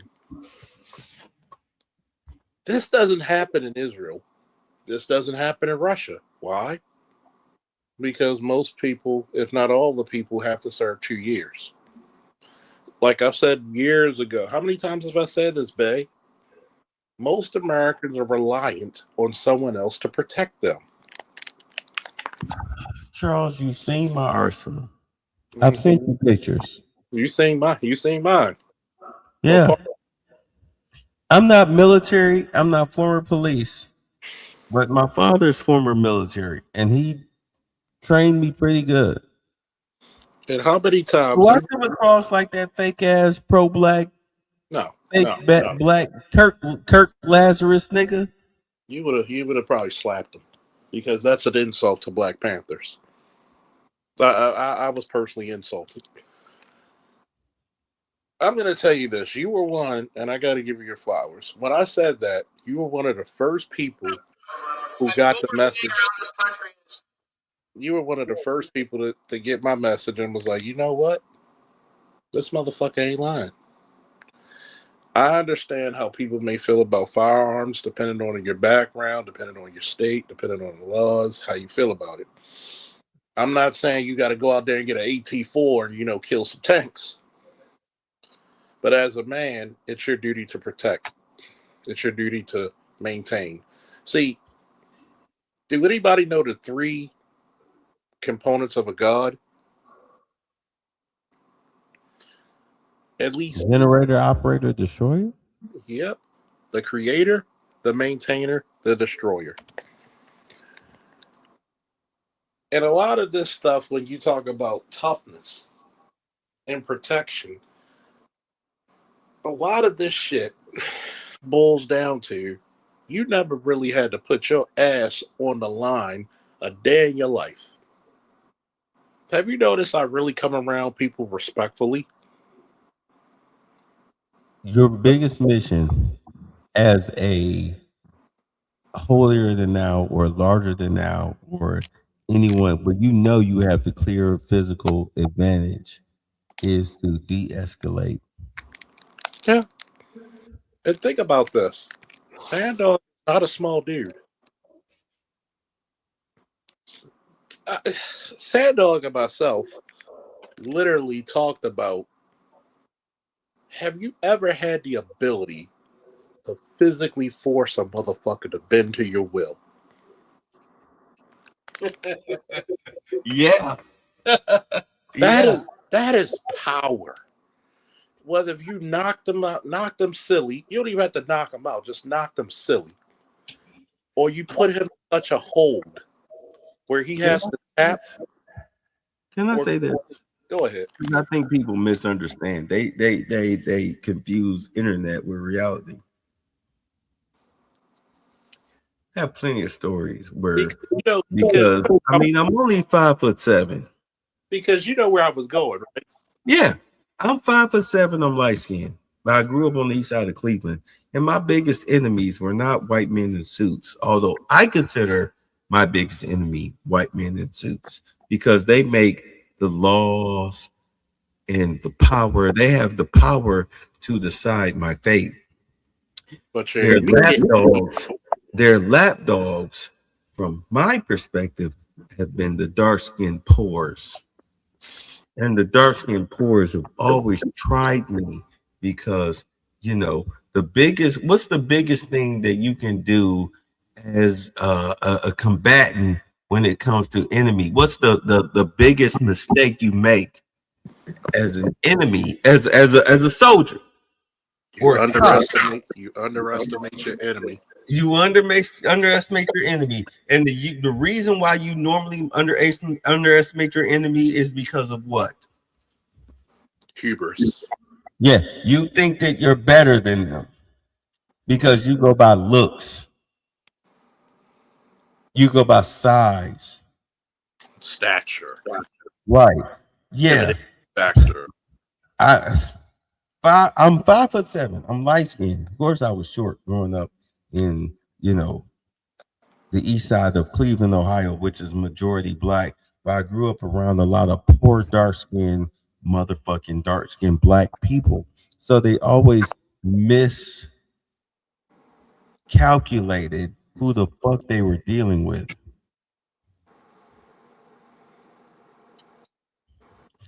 You can take this internet shit for a joke all you want to. I always say, and I'll say it now, pull up. Pull up. I don't give a fuck what you think about me. Pull up. And see, that's the point that I make. When you underestimate, you just walked into your own destruction. I tell people, don't confuse my peacefulness and my silence for weakness. Because if I decide to let the God of War play, There's a reason why my security firm is called Black Lion. I am the lion of my pride. I will fiercely and I will ruthlessly hurt you. See, I'm one of those motherfuckers who I won't have to kill you. I'll just do enough violence and irreparable damage where I need not fear your vengeance. When I get pissed off and hands gotta be thrown, I go by the motto of Ken Shamrock: feet flying, fists flying, people's bodies flying. People better be glad that I keep a lot of shit under control. Don't get smart with me, because really, what's going to happen is I'm going to slap the shit out of you. I'm going to hurt you. I'm not going to hurt you to look for looks. I'm not going to hurt you for no sponsorship. No. I'm going to hurt you. If you put me in a compromised position where you're trying to hurt me or you look like you're about to hurt me, I'm striking first. What do you think about the liberal-minded male, the liberal-minded black man? I'm going to speak for a lot of people from my ilk. When I mean my ilk, the military, law enforcement people like Dr. L, Admiral Smoke, a.k.a. Sandog, Louis Collier, and even civilian-minded people like yourself. The liberal male literally, and I mean from the bottom of my heart, disgusts me. Now, when I mean liberal male, I'm not talking about, somebody like Mr. Z, because Mr. Z is still a man who will defend his honor and his woman's honor. And I get that. But when I'm talking about liberal, I'm talking about ultra liberal, feminine, emasculated, lesbian, man-hating, feminist, ideological. Yeah, that's liberal. See, I have more respect for gay men who put their race in front of their sexuality. The craziest part about it is there's some gay men who got more quote-unquote balls than the so-called heterosexual. But this is the saddest part. You can't check your woman. You can't check your community. You can't even stand up for yourself. See, I'm the one person who I don't give a fuck whose establishment I am. If shit doesn't seem, I almost walked out of the fucking cigar lounge I was in because we had a discussion about Jasmine Crockett. Well, Oh my God, not blackface Crockett. Yeah, and I said, so I asked this one question. When is critique different than being honest about this person ain't shit for their job? If I take a guy like LAPD SWAT and we hit the range, and because I haven't been to the range, there's going to be a curve because it's a finite skill. The first round or two, maybe three, shots might be a little off. About 3 or 4, I'm on my target. He's not going to be like, oh, you can't shoot. No, we got to go around. No, we got to go around. Because guess what? If we're working a security detail, you want to make sure that motherfucker can shoot. You want to make sure that motherfucker can fight. When I had motherfuckers who couldn't throw down in the academy, guess what I did? I taught wrestling and boxing. I'm gonna teach you to throw down one way or the other. When I told people, I'm gonna show you dirty fighting. I'm gonna show you dirty boxing. When you get a collar tie and you throw uppercuts. Randy Couture was famous for that. You know how many women I taught joint locks? One time it saved the woman's life. Dude grabbed her gun. She put a Kimura on that motherfucker and hung on for dear life till the partners came on. But I don't do this shit for praise. See, the craziest part about this is, even though some people are not military, they may be armed security for years. They may be corrections. I think anybody who worked corrections, law enforcement, armed security, especially high-risk armed security, military, EMT, paramedic, firefighter, they should have a national fucking holiday called All Heroes Day. If I was president, that would be my holiday, and I would actually put it in June. You know what I spent I wound up buying the trigger lock for my 43 cows. Mm-hmm. Bought trigger locks for my 43 cows. But then again, here's the thing where a lot of people make the mistake with open carry is that you're showing off. I don't believe in open carry. When you show it. No, I don't either. Because you're showing off. Carry is if you're law enforcement or you're armed security, where you have to be openly. I don't believe in civilian open carry. And this is the thing. People may say, what about the bad guys? Well, if I get shot, you're supposed to have the other five motherfuckers to light his ass up and somebody patch me up. I believe in carry conceal. Mm-hmm. And I mean, you make yourself a target. Even exactly. And it gets back into this toughness role. Because I always hated, the little buzz cut, gotta wear the, what's that, some type of, warrior ethos shirt, got the buzz cut, got the tack pants. The camo pants and the camo pants. What's the tech boots? What are they called? Got the little desert boots or the real black boots. Yeah. Where you might have your badge on the side from the t-shirt that shows it a little bit, and somebody might ask, "What's that?" "Oh man, I'm just a cop." You couldn't tell. Most of my friends couldn't tell I had. Like, if I'm over my homeboy's house, we playing video games, I'll take my gun. They didn't even know I had it on. Oh, you take it off? If I'm in their house. Well, I mean, because I wear oversized hoodies for a reason. And this is me in summertime. So you got to think about it. If I'm in their house where I'm comfortable, I'm not walking around. Like, I'm comfortable. If I'm outside, no, I don't take it off. Fuck them. Well, I get it. But my whole thing is that I don't reveal shit. I wear large hoodies, you know what I'm saying? And they hang down, a little bit past my waist. Mm-hmm. You know what I'm saying? So if I'm wearing jeans, or even if I'm not, I'm wearing the around the body holster. You know what I'm talking about? Yeah, inside the waistband.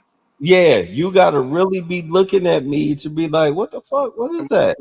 Most times, if you're smart, you're facing, you're moving around and you're facing the wall. So if somebody tries to grab something, I'm putting it against the wall. And guess what? In your opposite pocket from your gun side, you should have a knife. Yeah, and if you can't, my thing is, if you try to go, like you see it in my holster. You try to get it, but I got the thumb lock. I got the thumb because I make sure I get the locks. I got the thumb lock. I'm not gonna wrestle with you over it, because by the time you realize where the pain is coming from, I've already jabbed you 3-4 times in the eye. Yeah, because with a very sharp object. Because I wear 20 pounds of gear. You've heard me say this. I wear 20 pounds of gear every day. It's not a joke. I carry at least 3 magazines in my pocket, a knife or 3. I have extra magazines in a bag. In my car, I have a first aid. I have a first aid. I have a miniature fire extinguisher in my back seat. For my car, somebody else's. Trust me, people don't know this about me. I had an ex-girlfriend in PG, right? And I'm going to work, and the lady's car flipped with her door. So of course I'm pulling over to the side. Even if you didn't see me, I think you're scum if you in any type of, even if you weren't police, military, corrections, security, and none of that, you're scum if you're not going to help a person in an overturned car or attempt to. Oh, yeah. You're scum. You're scum in my book. I had to literally get on the ground, and this is before because PG's an hour away. So that means if I had to be to work at 3, I'm leaving out at like what? 1:45. Yeah. 1:45. A little pocket change. So I see this overturned. The lady screaming. She's got some cuts. So does her daughter. Had to bust the window. It was 2 guys who were from state corrections and off duty Anne Arundel County. So we had to literally have my knife, cut her out. I had to put a blanket down so none of the glass cut her, pull her out, and they pulled her daughter out. So what happens is like, you gotta be able to maintain your sanity in some of these hard. That's toughness, by the way, when you gotta maintain your fucking wits when everybody else is going nutty. What if I'm like the first person out? So when people saw me, other people came to help. So think about it. Because of your action, you may save that person's life. Even if you may not have the tools, because a lot of people like to be out of sight, out of mind, you just saved that person's life because that people who were literally scared to help, they came out and said, we're going to do this. This is the reason why I tell black men, get your firearms up, get in the goddamn gym, get your strength up, get your muscular strength. But wait.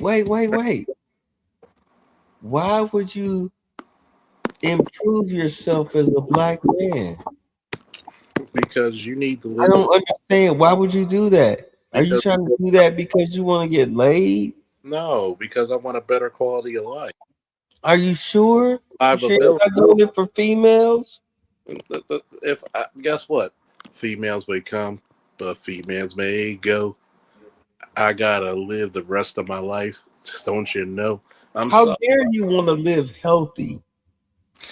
I would have, before I even started the show, I did 10 sets of, I did like 3 sets of 10 with my 60-pound dumbbells, curls.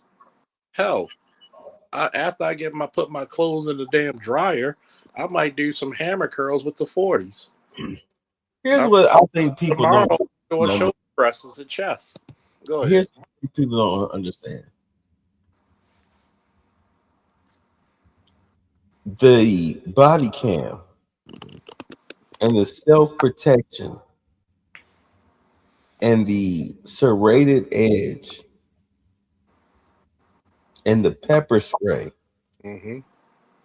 is not necessarily to do damage to other people. It's actually to help others. Yeah, especially if you got a crowd. Get a fogger. Some of you need to keep a fogger in your damn car.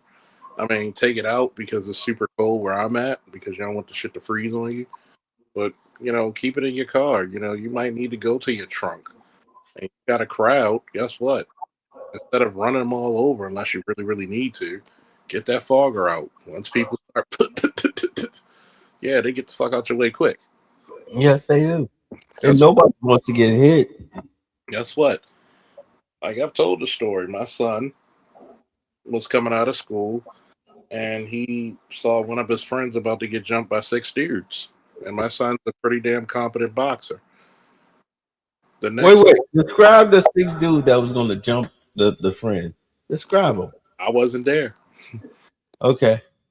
So I'm laughing to myself because the next day they brought 40 people. I'm looking at him like, nigga, how many did you drop? 40 people? Okay, I'll say this right now. And you as a former cop, you grew up in the hood. Yeah. I'm gonna say this right now, and please tell me what you're saying has any validity to it. Hey, down the hill. The majority of the people who cause the majority of the problems in a black society are normally the poverty-stricken, single mama raised, dark-skinned black people. Am I lying? It's not just dark skin. I'm talking about majority. Majority, yes. You got to think about it, right? See, in my parents, my mom have my mom's complexion. My dad's lighter. Okay. My sister's even lighter than that. My brother's lighter than me. He has my father's complexion. Niece and nephew are light, yellow. My great nieces and nephews, yellow. The oldest one is brown. We were not allowed to play colorism. Okay, you didn't play that shit. So when we were in situations, that's why color was a weird thing for me when I first heard about it. And the fucked up part is colorism is not a black male construct.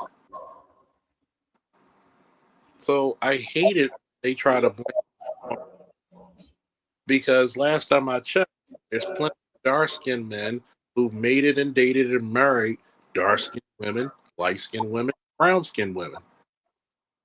We are literally a fucking melting pot of color. So when I look because I do agree with you wholeheartedly, that same mother is man is literally the Anakin Skywalker of our race. And think about this to make it even sadder. And I'm so glad that Black Gnostic talked about, forget the lady's name, the 85. This is the reason why I told a lot of young black men 85 chicks are survivors. They're just trying to make it, okay? And when you deal with hood chicks, yeah, me and Dog said it best. Hood chicks are the best pussy, but you can't see no future in them. The most dangerous is trying to see a future in a hood chick. And the fucked up part about this is that when you put that in such, you put him in such a bind where he's going to be the sacrificial lamb. Unfortunately, I'm boring. Okay, unfortunately, you don't have to be here. Unfortunately, you look like you swallowed a hot. Not my fault. Did somebody strike a nerve? Yeah, probably. Look at it. And that's not your picture, so yeah. I know that's not your picture, dude. I know that's not your picture because I could easily go to my live because you know they split lives up.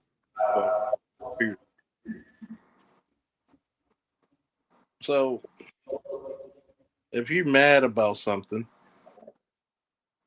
keep it to yourself. I got enough operators to get you out of here. As a matter of fact, like I said, I'm Borging. Oops, my bad. Okay, we'll take that. I'll take it back if you said Borging. I'll take that back if you said Borging. My bad. I'm not afraid to apologize if I misconstrued things. If you said Borging, I'll take that.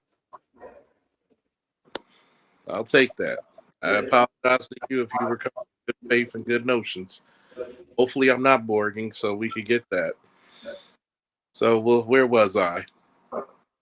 This single mother raised boy is the most entitled, the most reckless, the most ill-trained, the most ill-prepared recluse that God ever made. And it saddens me to say this shit. Because you think the world is supposed to fucking take care of you. No.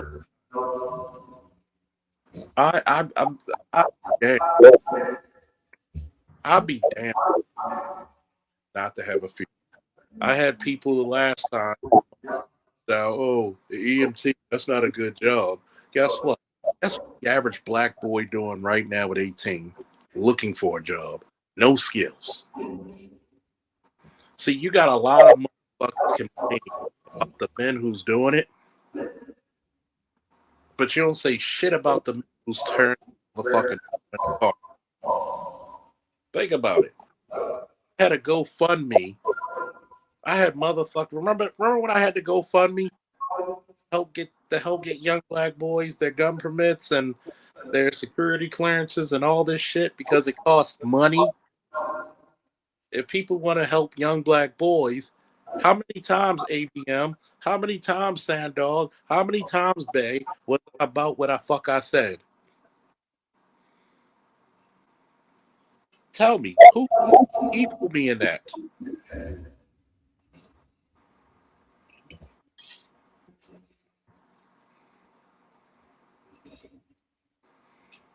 But yeah, go ahead, Ben.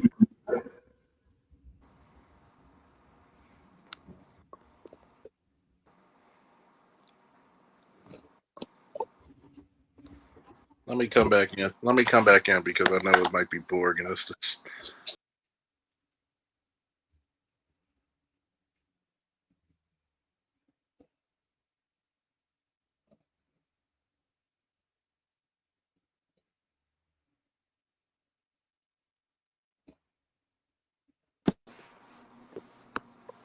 Oh shit, I'm back.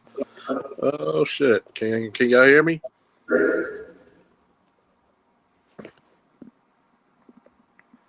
God damn it!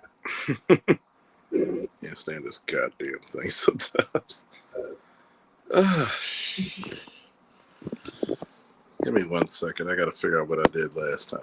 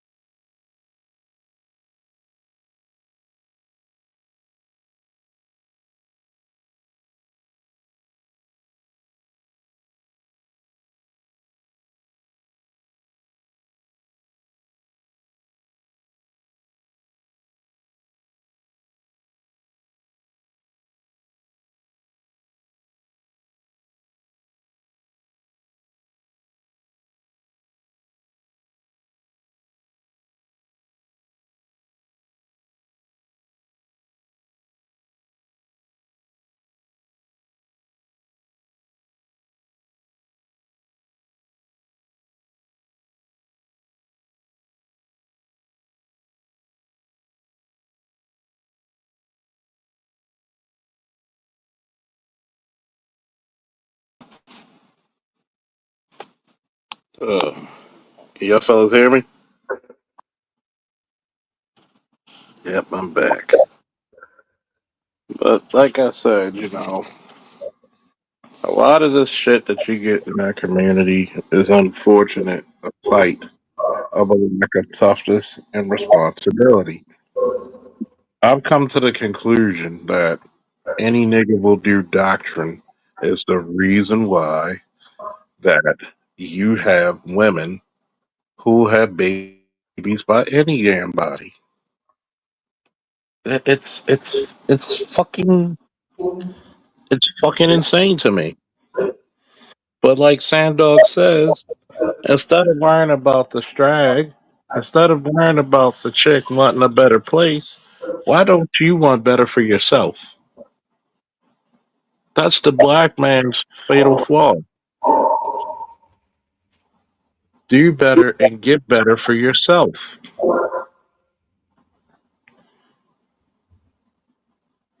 You want to be in better shape? Don't do it for no chick. You do it for your head. You want to look better in the mirror? You want to run faster, run longer? Give yourself a PR. What happened to a grown man who never had a dragon to slay, a giant to face, a mountain to climb? They had to make they had to make events for men to literally go in the woods like a mini boot camp and face each other with pugil sticks, boxing gloves, MMA gloves, and actually be men instead of being curtain tailed with fucking all this feminazi shit. Use your words. My words don't work if the bully's fucking pile driving me. But at the same time, the white chick tells her son to use her words, but then she doesn't realize why she doesn't have grandchildren. Because you made your son such a fucking cuck that no woman respects him. He's the eternal virgin. He could live 1,000 years from now. The only thing's fucked is his dating life.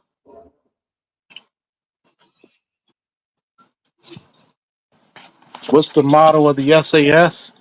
He who dares wins.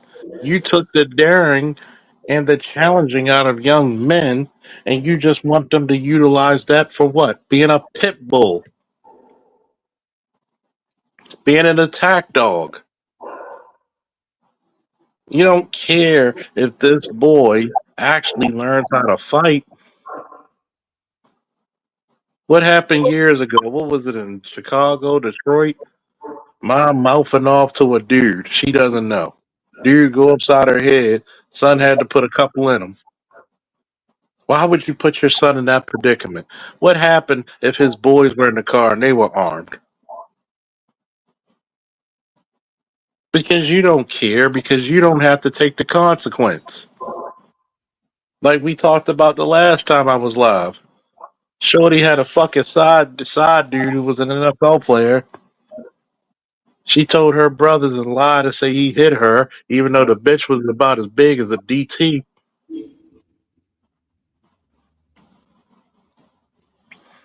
And homeboy had that yeah me and lit the asses up. Yep, thank you, Detroit. That was Chicago. I'm from Chicago, man. You know what's funny? I'm on Amazon and paused on the TV is a movie, a documentary called For the Love of Catch Wrestling. You, hmm. Back in Black America, y'all could correct me if I'm wrong. Back in the day, you had so many boxing gyms, you had so many wrestling gyms. Hell, you even had karate gyms. But now, Mama don't want to teach you to fight. Mama wants you to put a basket through a ball through a hoop, or run it 100 yards down the shit to get her out of abject poverty. But she couldn't do that for you.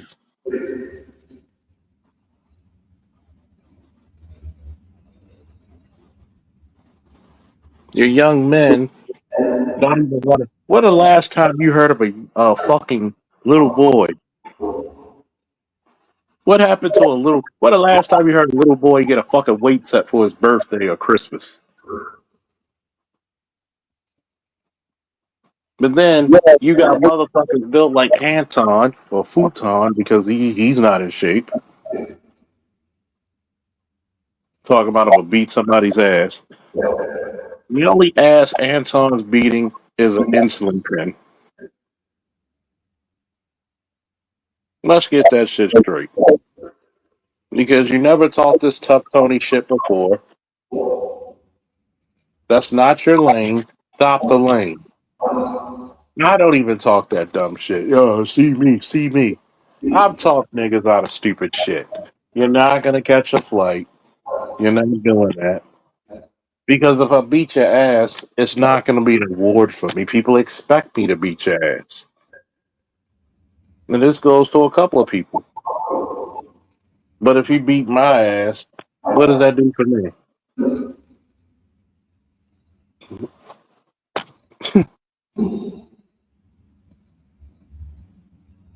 A lot of people. We had wrestling matches. You had boxing matches. You had judo, karate, full contact. One of the greatest sins, and I love a lot of the mothers from my homeboys, but one who passed away, may she rest in peace. But one of the greatest sins she committed against her son was not allowing her son to play sports. When he got a little hurt in wrestling, he says you can't do it anymore.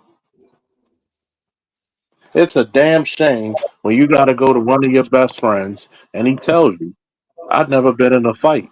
What can I tell my son? You think a single mother's going to teach you how to fight? They treat you a certain way like you already supposed to do. That's the one thing. Shota Khan. My father's a black belt, third degree black belt in Shimmer U. See, people don't like the story of the. First of all, did you know we had a black man who won 6 fucking NCAA 1 and 2 titles? A black man. He won 3 NCAA titles, number 1, and 3 in Division 2. A black man, only person who ever do it. We literally got Kenny fucking Monday over there at Morgan State in Baltimore. You know what he's famous for? He's the first black man to win an Olympic gold medal in freestyle wrestling.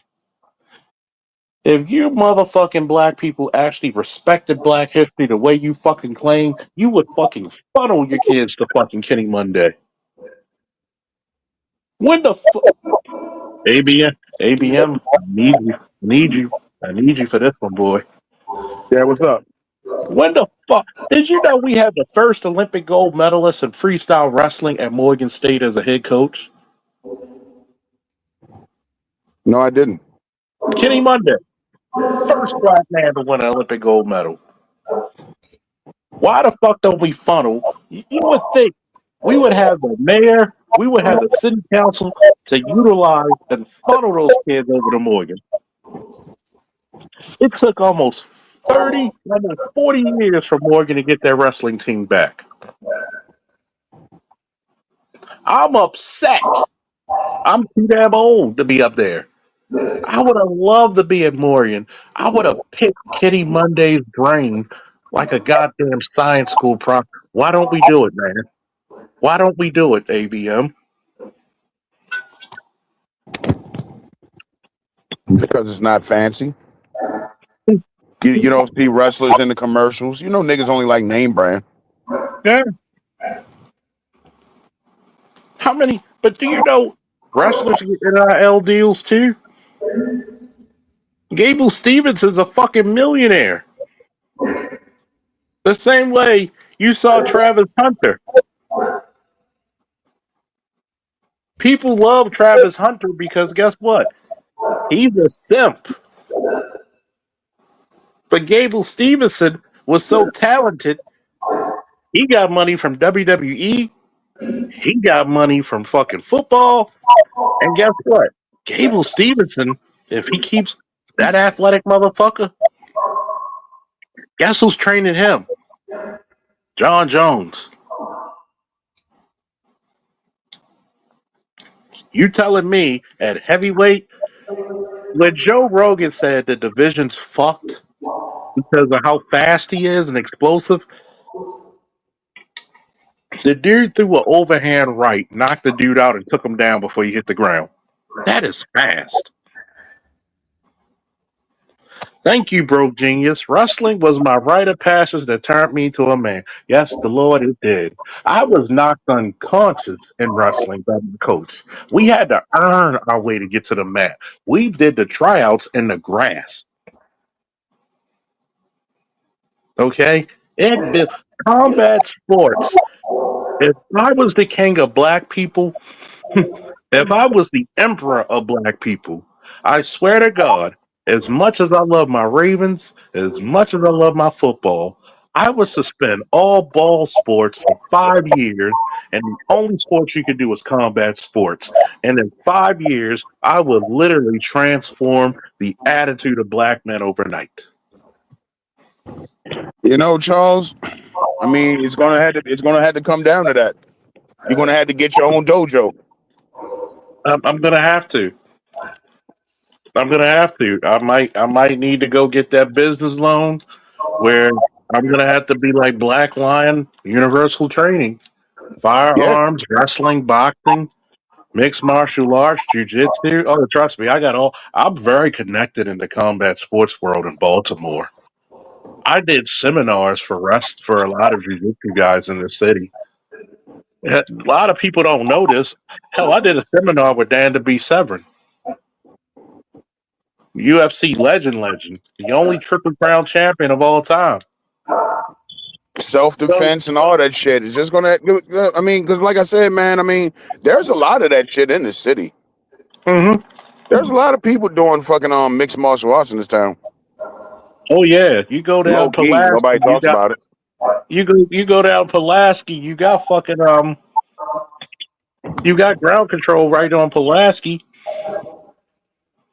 You telling me my boxing gym, we did mixed martial arts, we did sparring with the boxing, we did wrestling on the mats, we did jiu-jitsu. Matter of fact, one time I did 3 rounds of boxing, 3 rounds of fucking wrestling, and 3 rounds of submission wrestling.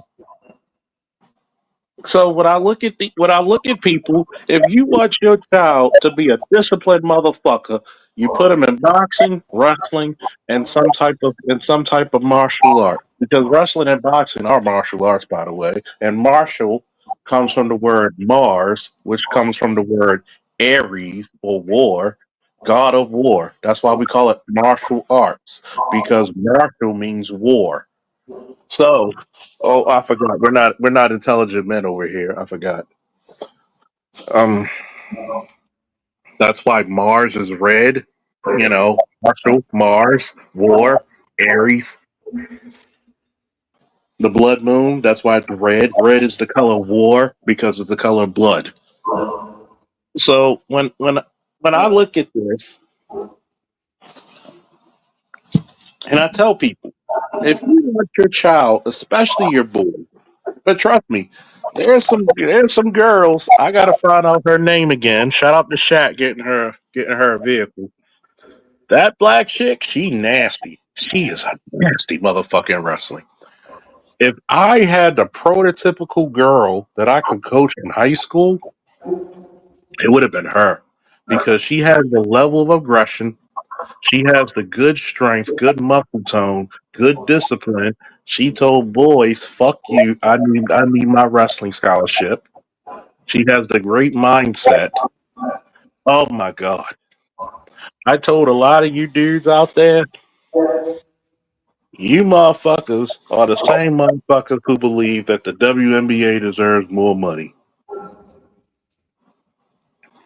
When I tell people, I'm gonna give y'all a homework assignment. Y'all need to go to fucking Amazon and y'all need to go for the love of catch and look that documentary up. Who's the first black heavyweight champion in boxing? Jack Johnson. Did you know Jack Johnson was also a very competent catch wrestler? Did you know that, ABM? No, I did not. So that means Jack Johnson was one of the early pioneers of mixed martial arts, right? Correct. So he can not only knock you the fuck out, he can submit you.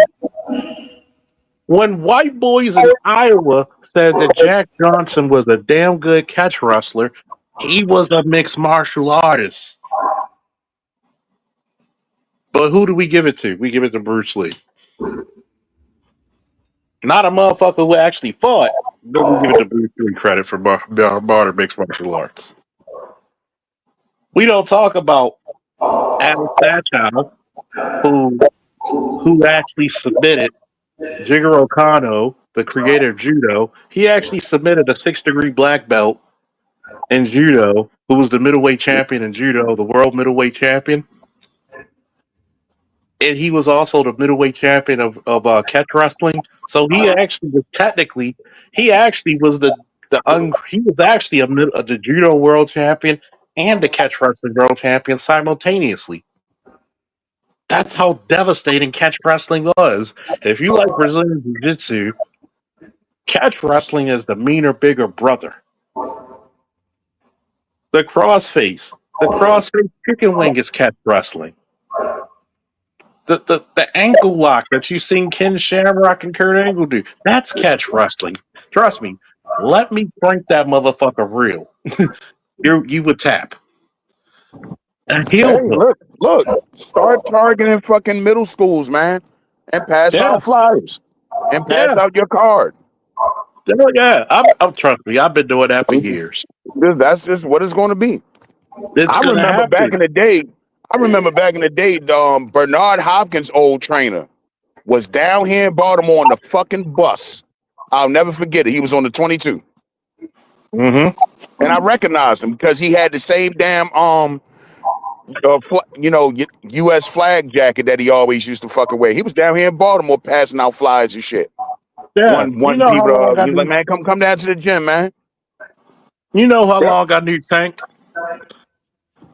My nephew, his first amateur fight at Dew Burns Arena in South Baltimore, right? That same fight card, that's when Tank announced he was going pro. So I knew Tank for a long time. You telling me if Tank didn't have boxing, Tank would either be dead or in jail for a bid.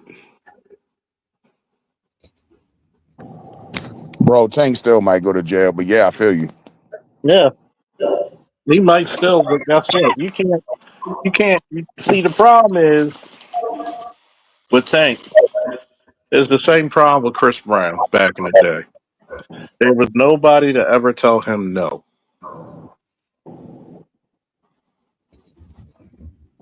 There was nobody to ever tell him no. He should have stayed under Floyd. Huh? He should have stayed under Floyd. Fuck it. Fuck it. Tank too niggerish, yo. Two niggers for his own. He don't want to drop that bullshit. You know what I'm saying? Speaking of boxing, I keep forgetting I want to fucking drop some pounds so I can go take that exam for the referee shit. Oh yeah, that's what I want to do. I want to be a fucking ref. Oh yeah, that's fun. That shit is so fun. That shit look like it's so much fun. Oh, it's like having a front row seat. And all you gotta do is just pay. You know what I mean? Just pay the exam fee. Pass the fucking little exam. Yep. And make sure especially with the youth boxing, yo, because I hate when I be watching youth boxing and the fucking referees don't know how to get out the damn way. That shit bothers me. Or he doesn't know when to let them fight. Thank you. Like, yo, let them fucking fight. Because I remember when I was wrestling, because all the referees used to be great wrestlers. When the referee, this is how you know you're a great combat artist, right? One one of the greatest comments I was ever paid was when I tech balled this one guy 21-7. The ref said, that version of you right there, you could have competed against college guys and some people in the world, they couldn't beat you. That was the greatest fucking honor and the greatest compliment I think I've ever been paid in wrestling. When he saw the work, the skill, the speed, the stamina, the endurance, the discipline. See, a lot of lost. Get your young ass up here, because you know what the fuck we talking about. Shout out to the youngest in charge. See, and I'm glad. You know what? I gotta after the snow shit go. I gotta take you to the cigar lounge, man. Oh yeah, they talking about the Blizzard Apocalypse. Yeah, the Blizzard Apocalypse. Like we haven't been through that shit before. I just went to the market yesterday, man. I spent like $300. And I'm I got a couple of things in here. I'm supposed to get some more shit Friday. How I'm supposed to go tomorrow, then get some more shit Friday. So I'm good. I got about 2 pounds of buffalo chicken, 2 pounds of fucking cheddar, not including all the other fucking food because shit, I got about 3 loaves of fucking bread, wheat bread. Stay away from that white bread. Always the colored bread, wheat bread. Whole grain wheat is even better. A lot of people don't even realize this, that if you notice, combat athletes are the most disciplined athletes. They don't commit crimes. They're less likely to commit crimes. Get more discipline. I tell people all the time, man. If your kid's bully, you put them in wrestling, you put them in boxing, you put them in jiu-jitsu, you do shit that makes that kid a man. And it's sad because, oh, I'm scared to fight. Guess what? I'm gonna make you fight. But I believe what BGS says is true. The reason why a lot of black women don't put their kids in karate, boxing, and wrestling because she's scared they'll use it against her. Because how does she control her kids? Through heavy-handed tactics. Yeah. And then you send those young boys out in the fucking world, and then other women want them to protect them. Yeah. How can I protect you? It's like I tell people about Tupac. I went to Lake Clifton. And ABM, you know how Lake was in the 90s. Goddamn leaning on me shit. But this nigga went to fucking school of the arts, and now all of a sudden you go to LA, it's thug life, nigga. See, when you actually go through combat sports, you don't have to bastardize masculinity. I know you got something to say. Go ahead. Be building your channel. Don't forget to support ABM's channel. I was just gonna say, yeah, people, because people don't know about the Baltimore School of the Arts like that. I tell people all the time, yo, Pac was in tights. He was in leotards. That nigga was Peter You're Pan. doing ballet at the School of Arts in Baltimore, bro. That's the shit you're doing. Like all of this outlaw street shit Pac was talking was made up. Yeah. Think about it. You didn't go to Lake Clifton. You didn't go to Mervo. You didn't go to Northern. You didn't go to Dunbar. You didn't go to none of these other schools, even though to me, back in the 90s, Dunbar was actually one of the better schools. So was City. City, Poly, and Dunbar were actually the most kindler, gentler schools. If you went to Lake Northern, Emerson, Walbrook, you went through some shit. So Mervo, a little bit of Mervo.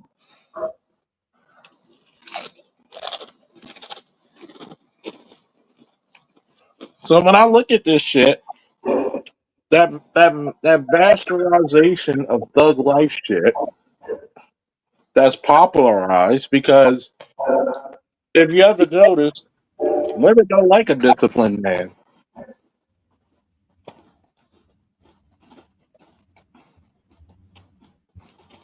Oh my God! You said they don't like a disciplined man. They don't. I can prove it. Have you ever noticed? Damn near every chick you meet in the state of goddamn Maryland, her baby daddy had kids before she met him. I'll do you one better. How about when you look at professional fighters, how many of them motherfuckers have had successful marriages? Ah! You heard Shane Mosley tell his story before the Margarito fight. Yeah. What the fuck you need to Fucking, take his title? What the fuck you need to take the man's titles for? To sell him? fucking, Robin Givens cheated on Mike Tyson with Brad Pitt. Beat his ass. Floyd Mayweather girlfriend brought another nigga in his house. I Look mean, what Tank going through. that's the life of a fighter. Because when you're dedicated, and you know how boxing is, you know, boxers, they not going to have sex during training. So you training for what, 2 months minimum? 3 to 4 3 at the months. most. You're not doing no banging. She's mad. That's all she thinking about. You heard Deontay Wilder, his story. Mm-hmm. Oh yeah, when he was WBC champ, yeah, she was on his dick. Motherfucker lost a couple fights, she left his ass. Yep. See, And there's that's no why loyalty. people tell you, boxing is a lonely sport. I tell people all the time, combat sports are a lonely sport. I'm gonna post on my stories, not on my stories, but in my shorts. I'm gonna post Kurt Angle when he was on his way to the Olympics. How many times a day he trained? You could see the whole month. He for 2 months how hard he trained, and yes, he had a fucking severely fucked up neck. Women don't understand. To be great, I gotta be disciplined, and I gotta be the fuck away from you. Women don't like that. Women don't like that.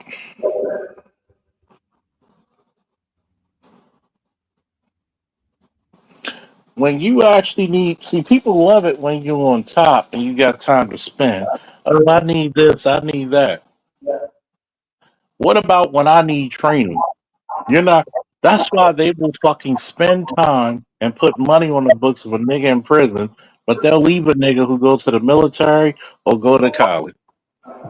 Facts. I hate to say it, but that Rocky shit was a bunch of bullshit.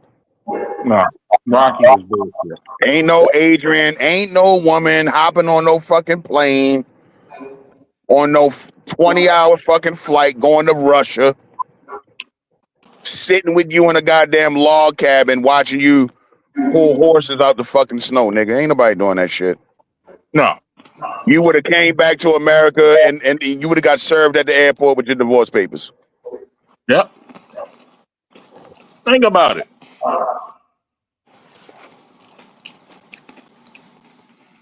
The richest men in the world got divorced. What the fuck lucky you got? The fuck lucky you got? I really want you to think about that. What do you have?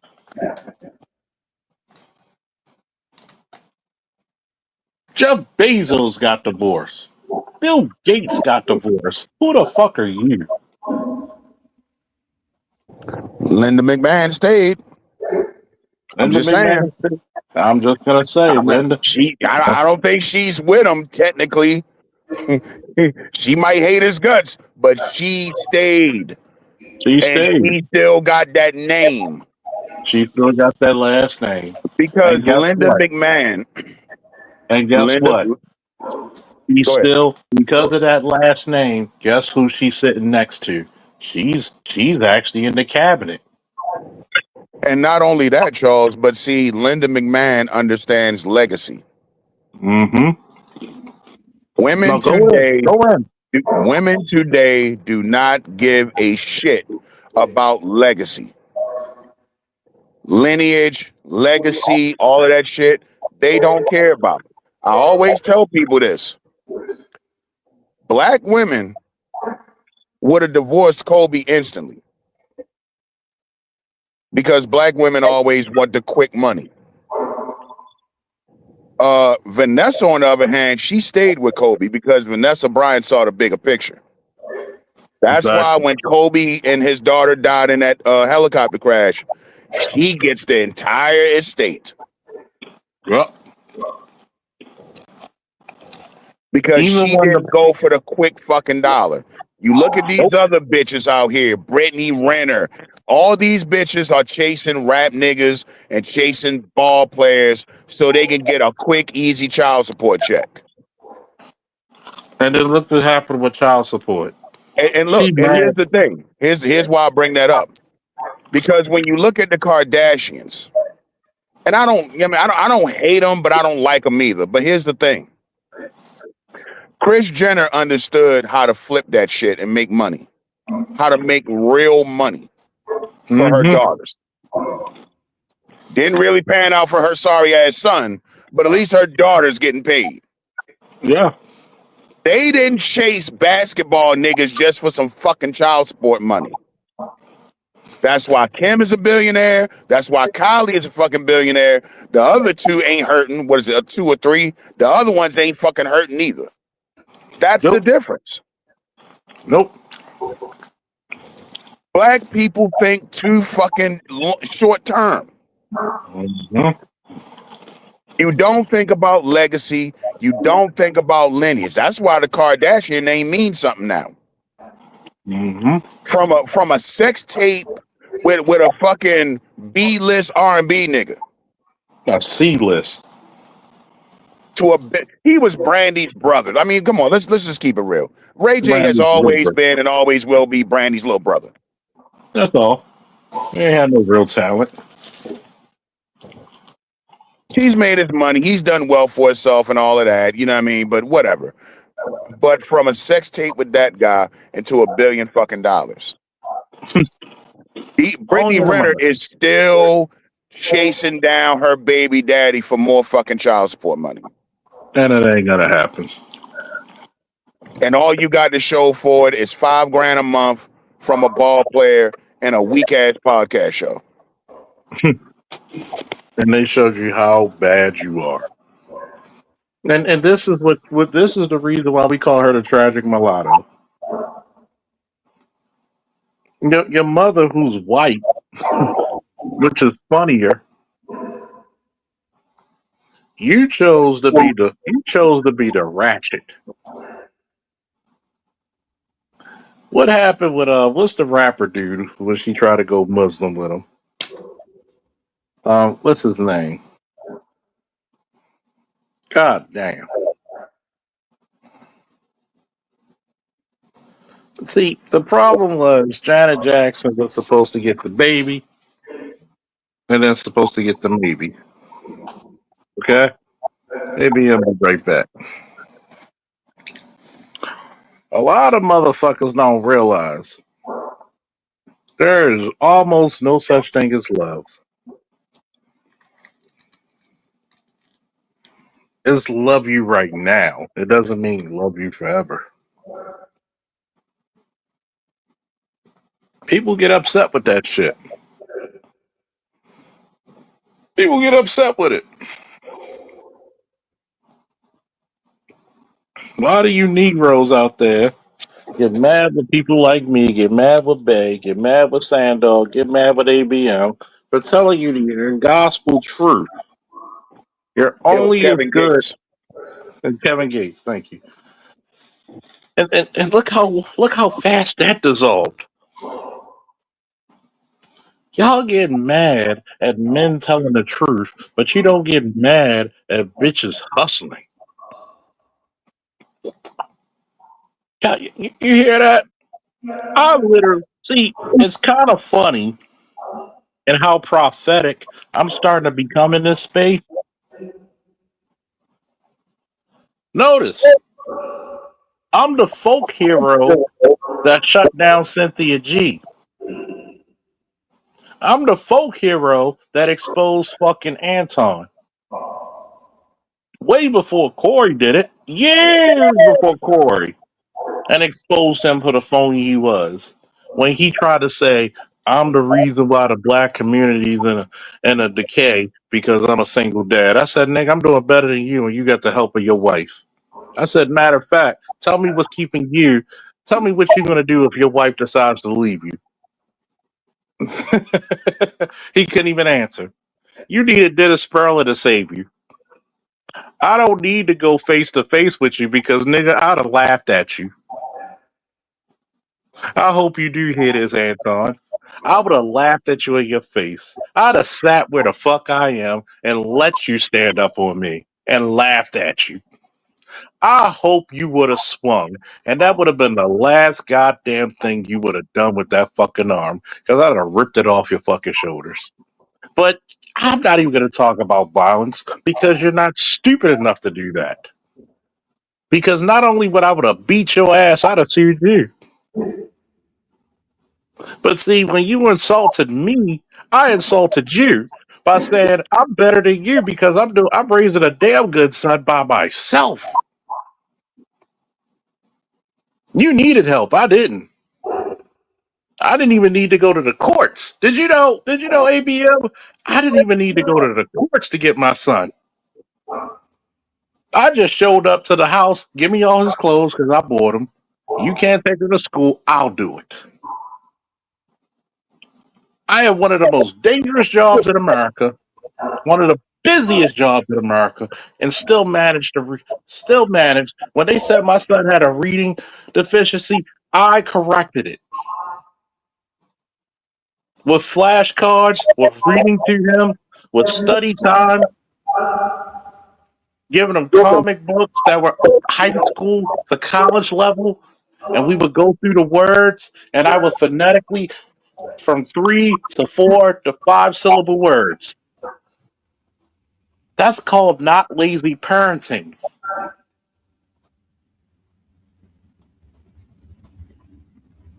But you couldn't do what the fuck I do. I don't need to go argue with comedians. Anton, I'm going to personally say this to you. You argue with comedians for clout. I defeated global terrorism.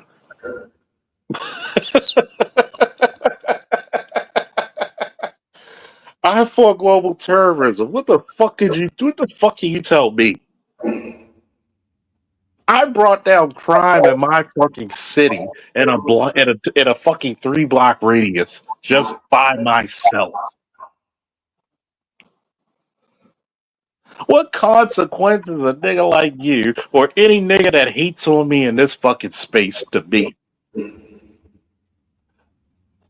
Whatever God, whatever ancestors, whatever universal force I see, they will say, Charles Lawrence Faulkner Jr., you were such an asshole. Yes, I was.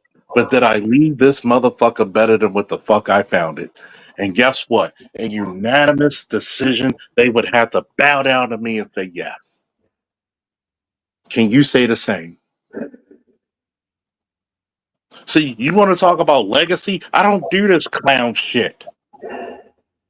If I'm gonna have people on my panel, it's gonna be people who doing something with their lives. I got a guy. The only reason half the fucking people in this space know who the fuck these people are in the conscious community is because of that man and his dad decades ago. I got military officers. I got guard labormen. I got fucking PhDs on my shit. I don't have a bunch of wayward bitches here.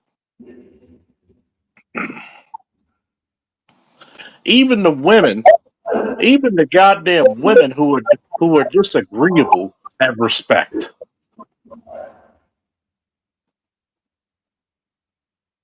I'm gonna tell you the same. You know what I had to tell a chick before ABM when we were in roll call years ago? She said, "Faulkner, what do you do so much? I keep people like you from getting your ass whipped. How about that?" And she had to shut the fuck up. See, a lot of times I tell you, black men, stop being afraid to sit at the cusp of power. See, black men are not afraid of failure. Black men are afraid of success because you got to keep it going.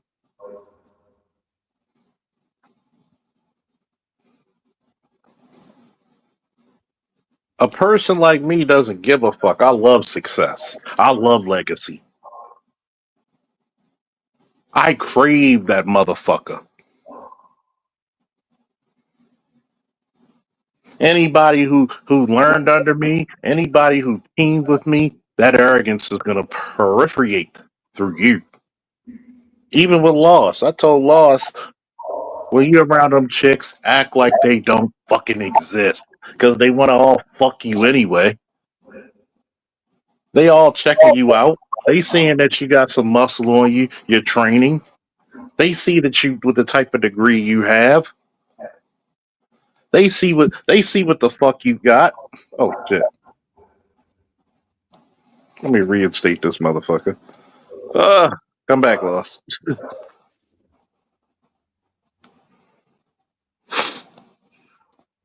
I meant to goddamn take you, meant to highlight your shit, but they got it too damn close. What's up, Mr. Meach? Long time no see.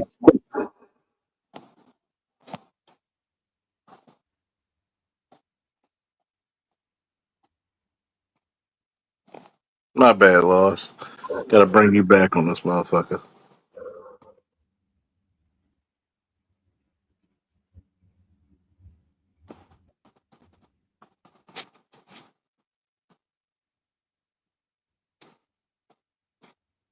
See, the craziness is that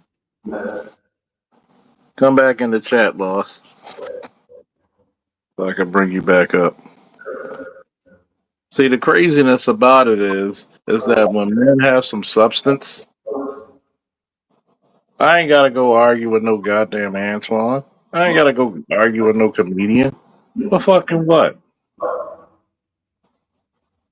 Black men are trying to get their degrees. They trying to get their jobs. They trying to get their fucking trades. They ain't about this bullshit. They are not about this bullshit.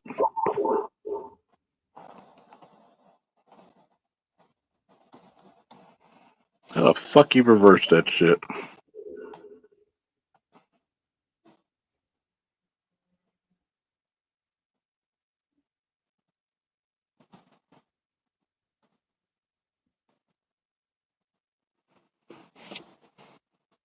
I'm gonna figure that shit out, dude.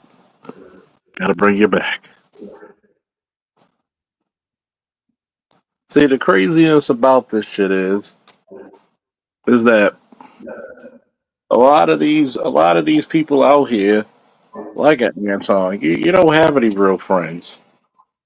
I'm gonna go somewhere and you can't bring your friends. You have to bring fucking security. That means you ain't used to being around men. You don't know what the fuck you doing.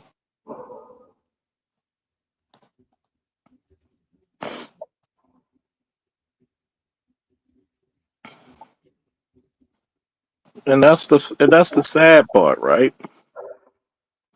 Because a lot of niggas out there will claim you gonna beat this person's ass, do all this shit. But the real toughness is how do you raise your family? I'm Christian before I'm black. Were you doing some Christian shit, my nigga?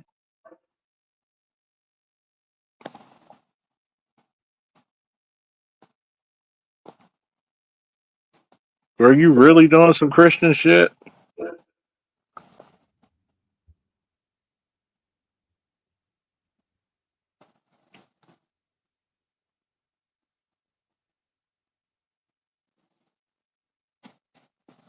If it's not, then I really challenge what the fuck you believe in.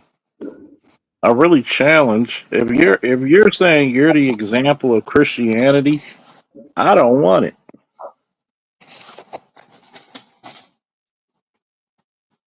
Let's just keep that motherfucker a stack. I wouldn't want it.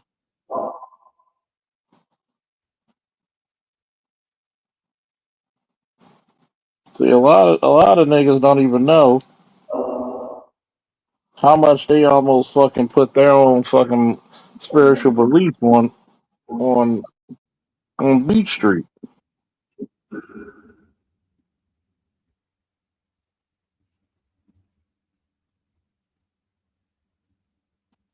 Oh man, I gotta put. You talked about my wife. My wife knows about her. Yeah, you sure you do. Here's my question: why wasn't it your wife up there? Why wasn't your wife with you? Hey, Anton double dipping. Me double dipping. Oh, Oh no, the family man, is he? The conservative Christian family man? Huh? the conservative Christian is gonna be caught with another Uh-huh. woman with Yep. him, and it's not his wife. You haven't. Shout out to who's the former vice president with Trump? Pence. Mike Pence. Mike Pence is the truest motherfucker ever. He wouldn't be caught dead by himself with a woman in his office. Say what you want about Mike Pence. He wasn't stupid. See, that's the thing about this social media shit, man. You gotta talk it like you walk it, yo. Yeah, See, and now niggas already trying to put stories out for him and shit. Oh, his wife already knew about her. He not really fucking her. Like, nigga, how you know? exactly. How you know? Nah, it's suspect, my nigga. That's all the fuck it is. Come on now. Niggas ain't dumb. This is Derek Jackson all over again. And when it all goes down and when she finally divorces Anton and all that, yo, honestly, don't blame Corey. Yeah, don't Because blame you shouldn't Corey. be walking around with your side bitch like that. I don't care what kind of, you helping her set up a podcast or, you know what I mean, y'all do business. Nah, nigga, you come on, bro. You already know that suspect. Last time I You checked, already know that's a problem waiting to happen. Because last time I checked. because now you got your fame, you got your Mm-hmm. little internet fame now. Now you know how that is. All motherfuckers got to do is see you talking to a bitch. Yeah, last time I checked, you married, right, ABM? Yeah. That's not a good look for a married man, is it? No, it's not. And by the way, lost on the hit you, so I reversed it. So you're not hitting anymore. My bad. Apologize. That is not a good look. All my married friends said I'm not gonna. There ain't no business partner I'm gonna have, and my wife not around because that's all I need is for her to suspect me of cheating. Charles, you already know how black women work. So let's say this is your female business partner who just so happens to be kind of attractive. Yeah. Oh boy, you catching hell. Do you think your black wife is going to allow you to come to her and say, "Yeah, I'm going to go to the Corey Holcomb podcast with my kind of attractive female business partner," and your wife is going to say, "Oh, okay, hubby, see you when you get back." Nigga, you already Bullshit. know how that's going. No, I'm going, nigga. I'm going. Fuck Fuck that he bitch. going for? Let Why me put she it to you there? this way. Let me put it to you this way.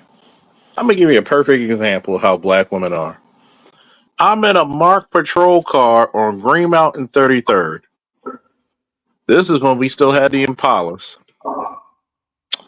A lady was smiling because I gave her directions on where she needed to go. My ex was somewhere behind me saying, "Why that lady smiling so much?" Duh, I'm in uniform, marked patrol car. Duh. He was jealous of me giving a bitch fucking directions.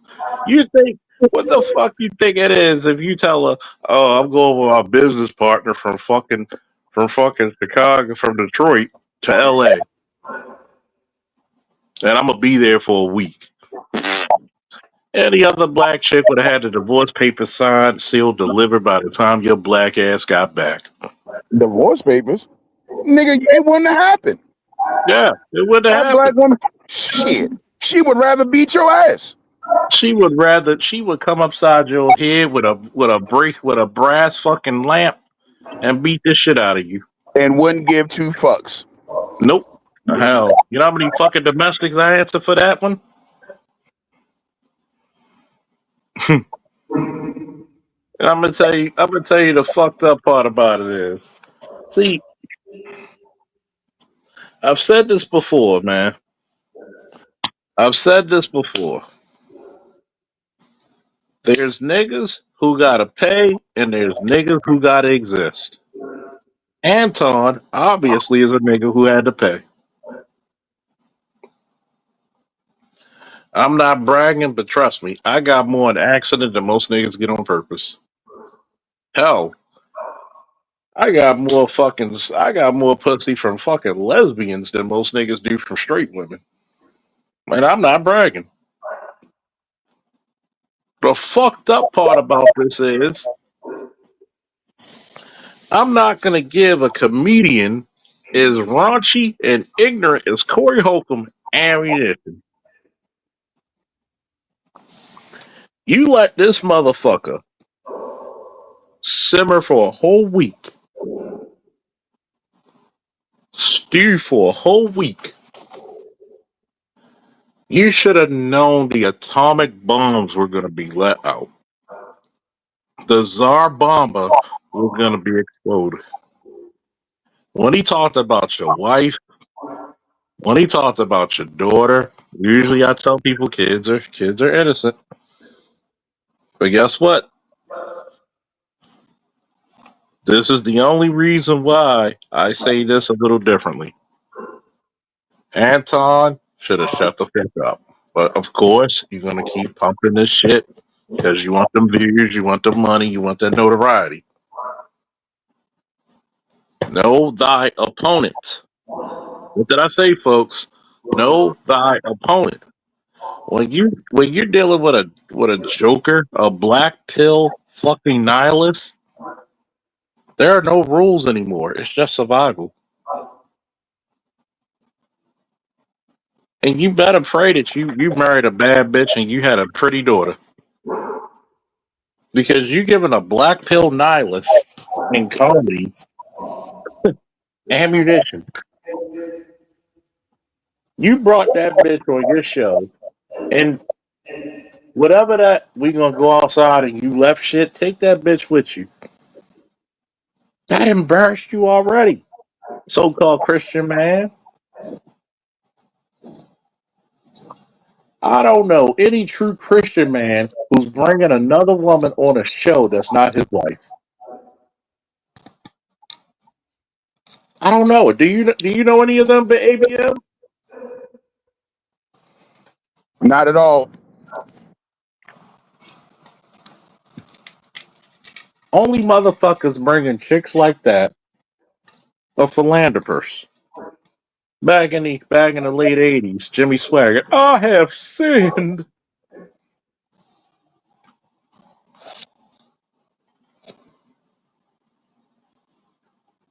And you said, Roy, you said they were at the game together too? I mean, again, all I'm saying is why is she there, Anton? Why not your wife? She wasn't on the show with you. So what is she there for? Because when Corey was saying, yeah, you and your bitch get out, or tell that bitch something, I was like, damn, Corey going in on his wife. So I just assumed he was talking about his wife. Then a couple days later, they talking about some other woman. I said, hold up, wait a minute. What did I Let me find out Anton full of shit. Let me tell you. You're full of shit, Anton. You're full of what did I tell y'all about Anton when I first had an interaction with him? When he first came to this space, I was in there. ABM. I am like fucking Hercules to this fucking Black Manosphere. I'm like Superman. I'm battling all these motherfuckers who talk shit about us first. Hold on, he said they were at the game together too. Oh yeah, he's fucking her. Yeah, he is. Yeah, he is. Think about it. Years ago, when this space was scared shitless of Cynthia G, I just needed one question. I shitted on Anton on Dennis Sperling channel. Come on. I made the so-called Grandmaster trolls check themselves. So this is the fucking part that gets me, right? And this baffles ABM. I should have at least 10 to 20,000 subscribers. I am literally part of Manosphere history. And I'm not even a bragger. Tell me what part of fucking Manosphere history I'm not a part of. Kevin mentioned me by name.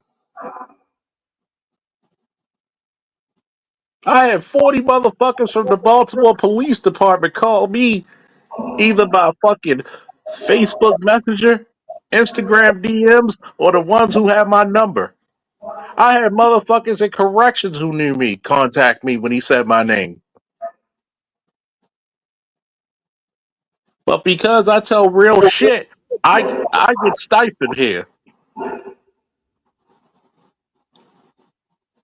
And I'm gonna tell you, you either gotta love this shit because you love it, or you're gonna be crucified by it.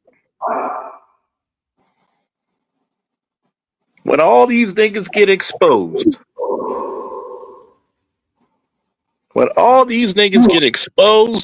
the so-called Christians, the so-called conservatives, because we have the most conservative dude here. He's on the panel. He's not insufferable.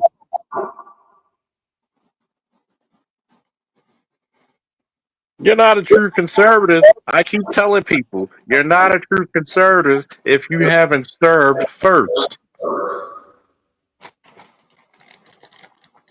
Have you noticed, ABM? All the conservative motherfuckers, majority of them were in service. Yeah. J.D. Vance, Tulsi Gabbard, Pete Hegseth. All of them are millennials who served in the fucking war on terror, just like yours truly. Why do you think I don't have a problem with him? Because if I sat down with fucking J.D. Vance and we get some whiskey and some cigars, no cameras around, we kick it like we back in the old country. We'd probably be sharing some stories.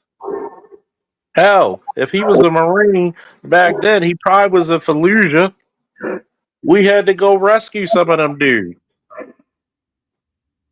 Don't be surprised in the next 10, 15 years, you see old boy, yours truly, politically connected.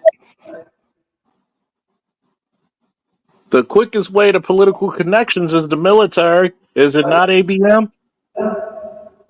Facts. But you keep listening to your black woman, or them simple ass, old ass men who are bitter. Oh, don't go to that white man's military. Crispus Attucks said it was on my military before it was the white boys. Well, listen, here's the thing about it. It's like Nino Brown said. Money talks and bullshit runs a marathon. Exactly. Motherfuckers who went in the military gets all kind of benefits and shit. You get, you know what I mean, connected with all types of jobs. You know, your housing loans go through and all types of shit. You know what I mean? I'm saying what these motherfuckers talking about, the white man's military and shit, what they gonna do for you when you need a house? Exactly. Last time I checked, you do know there's a thing called HUD-VASH where you actually get fucking Section 8 set aside for veterans only.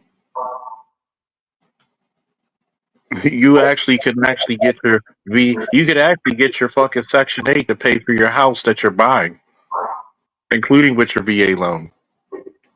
My cousin was in the Marines, then he went to the Army, then he was in Army Intelligence. He got a nice ass house down in North Carolina.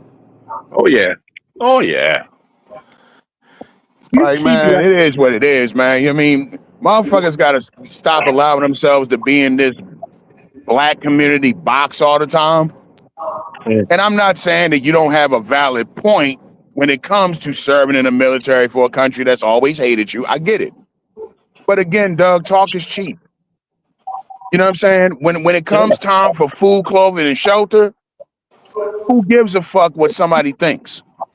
Exactly. Here's the benefits, right? When you know, my father was about 59, 60 years old when he bought his house. This motherfucker had a 0 credit score. 0. You know how much his house worth? $350,000. Where else in America can you do that without the military? Yeah, the military is going to be bullshit, but guess what? Most of you work at bullshit fast food restaurants. And what are you going to get out of that after 20 years? I'm just What, saying, what are motherfuckers you going don't lecture OnlyFans bitches half as much. to? No. What are you going to get out of that? He only did 4 years with the Marine Corps and a year in Vietnam. He got a house. You want to talk about power? His wife was like, I thought we were going to take this house. We did talk about it. You can stay your ass here in West Baltimore, or we going to get this house in Old Court of Milford Mill. Listen, and again, when the average price of a house in America is almost $500,000, you gonna talk shit. Black men in America have always had to swallow their fucking pride because I got mouths to feed. Exactly. It is what it is. Don't be surprised when you start seeing the recruitment numbers go up for the military in this country, because sooner or later, young people are going to figure this shit the fuck out. And if Hey you man, don't, I'm not making any money on Twitch, and it's only so far I'm going to go with DoorDash. Yep. And if you I don't, want a fucking house. if you don't, then you don't deserve it. Nobody gonna take care of you in this fucking life. Nobody gives a fuck about you. Nobody gives a flying fuck about you. Go ahead and be an ungrateful motherfucker. See where the fuck that gets you. Go ahead and keep listening to everybody else. When I try to warn young men to get this military shit, and you dumb motherfuckers look at me like you fucking crooked in the fucking eye, go the fuck ahead. Man, I'm talking to my son now. Right, you probably already know, Charles. Right now, man, they accepting applications for the police department, all kind of fucking cadet training programs and shit. I told my son, I said, you run fucking 3 to 5 miles every other fucking day. Easy. You're not even winded. You box. You can go to all army boxing. Be a fucking loser like everybody fuck else. Go ahead. Be a goddamn loser. Be a pathetic ass loser like everybody the fuck else in this fucking country. Who the fuck get you?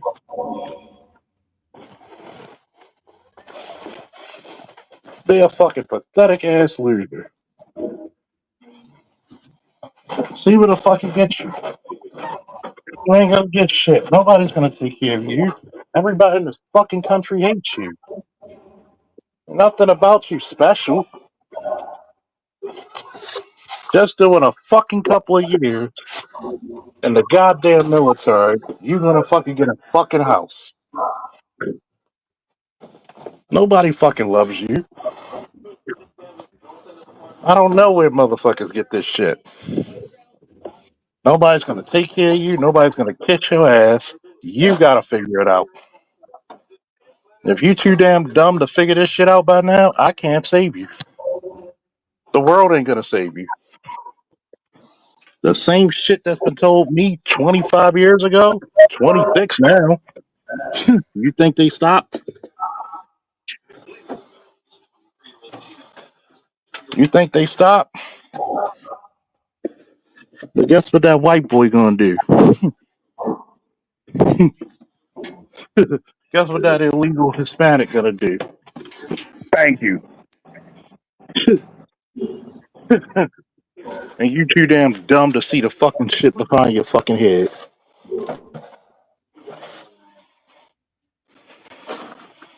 I'm gonna give a fuck about you in this country.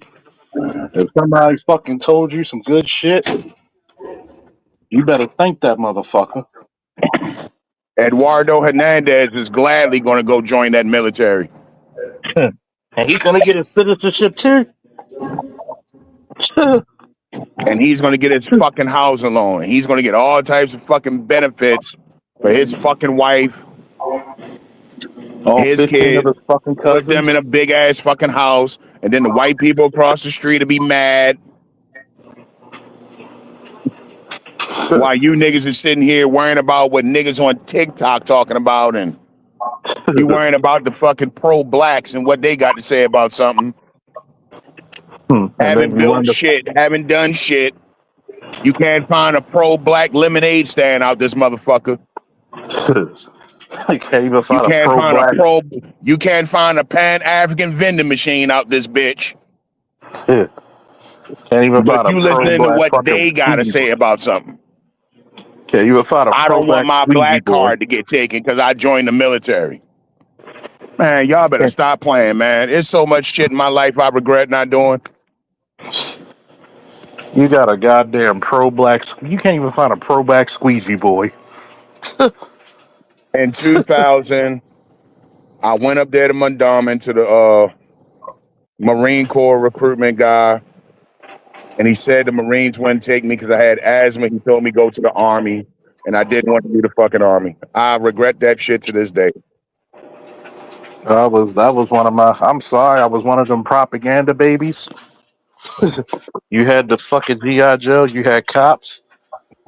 I wanted to live a life of adventure, do something different outside this fucking ill-gotten city.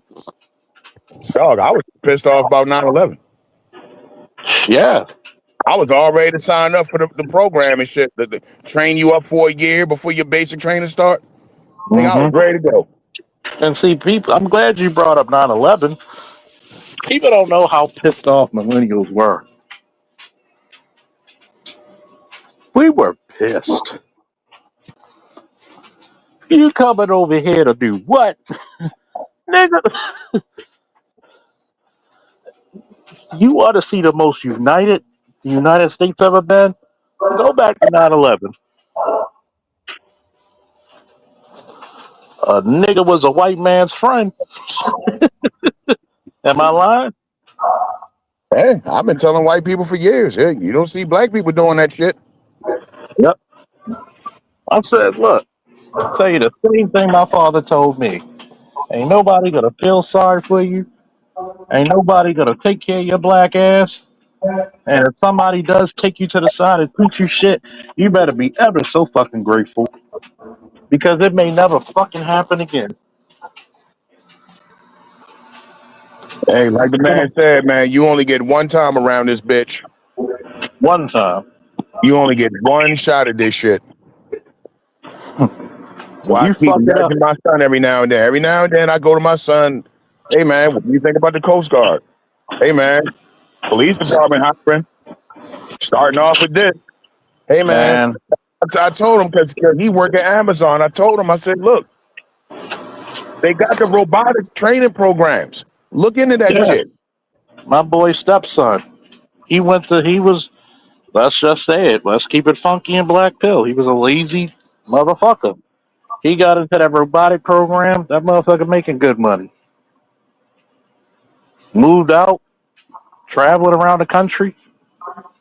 Guess what? Don't listen to me. I tell people. Like, I'm at the point right now, even when I'm failing, I'm succeeding. I told Shorty who I'm talking to at PG, she got a nice big old house. I said, if you married me and I get which I'm going to get my fucking 100% disability, you know, like goddamn hell, you don't pay property tax if you're 100% disability.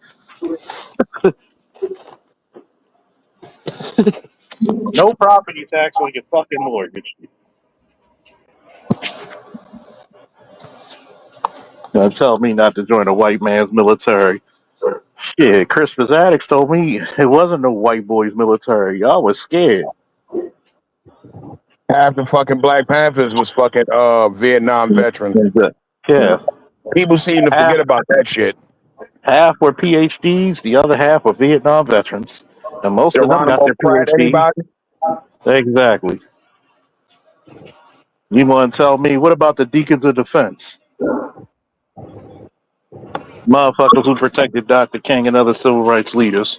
Or fucking Korean War vets. Yeah.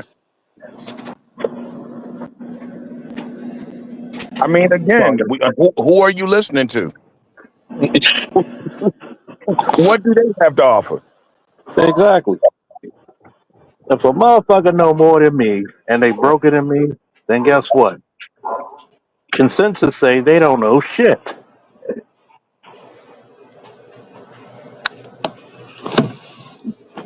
Keep listening to dumb motherfuckers. I tell black people all the time, keep listening to dumb motherfuckers.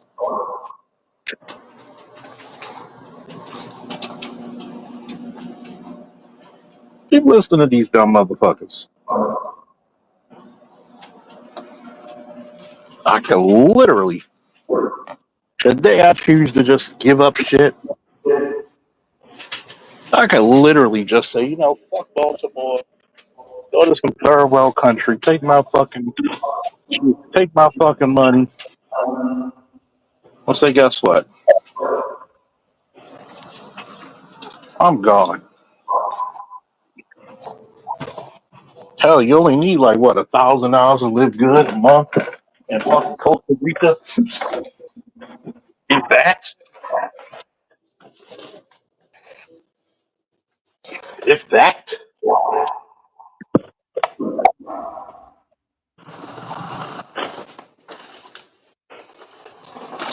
I'm saying, man, too many. I mean, I'm saying, you know, they told us in the 90s, go to college, nigga. It's the only way you're going to make money, nigga. And all of those people that listened to that shit in the 90s and the early 2000s are the very ones complaining about the student loan debt. That's what Shorty complaining All about. you niggas, all you tech bros and all you motherfuckers out there bitching and complaining about student loan debt. Listen, you know what the military people ain't bitching about? Fucking debt. Nope. I got 48 months to use for education. They got their big ass house in the suburbs, 2,200 square feet. Got a nice lawn and shit. Mm-hmm. 2-car garage. And young black man, stop playing, man. Do whatever the fuck you got to do, my nigga. What else are you doing? You stuck in the fucking community doing what? Doing dumb shit. And then guess what? You got a pro-military and pro-vet president and administration. Yeah. And they cleaning shit up. Now you ain't got to deal with all this fucking LGBTQ shit no more. Mm-hmm.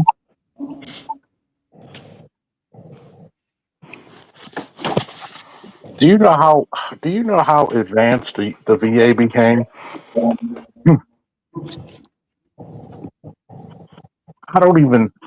I could literally go to the emergency room and I'm staying with for 15 minutes. And that's just a start because the VA got a lot of work to do. It can get a lot better. Oh, a lot better. The VA should be the one of the greatest medical facilities in the world. It should be. Think about it, right?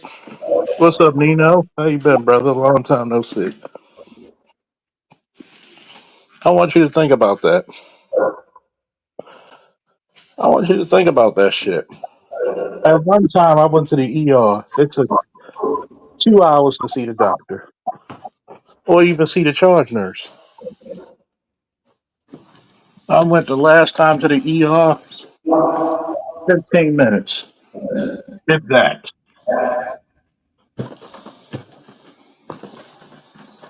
God knows, unless you're a gunshot victim, John Hopkins, you waiting. But y'all niggas want to tell, oh, that's a right shit. Go right ahead. Don't listen to old folk. Don't listen to old folk.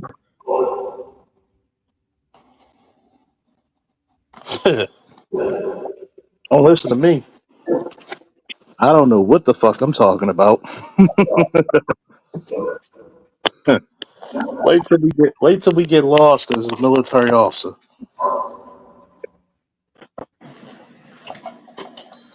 You know?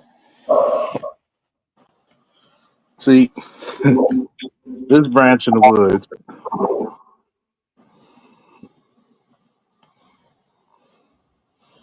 See, they treat me pretty damn well.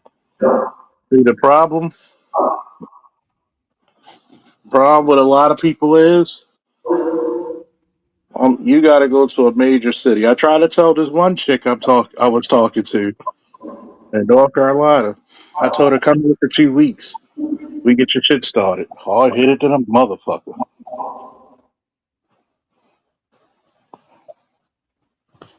You had issues with your son, and you had him on base.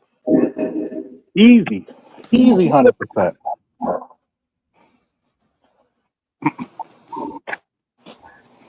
And you work from home too, on the computer.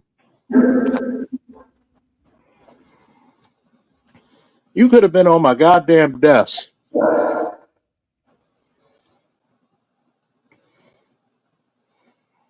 You could have been on my goddamn desk working, and I could have sent your paperwork out. Only thing you had to do was show up for the appointment because I can't do your appointment.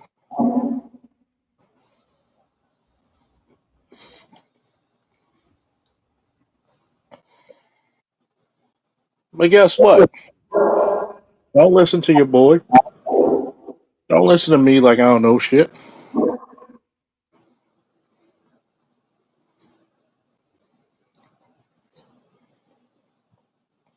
A lot of niggas don't want to hear it. I mean, again, what are you doing? Sitting in your fucking mother's house listening to her shit? You could be going to see the world.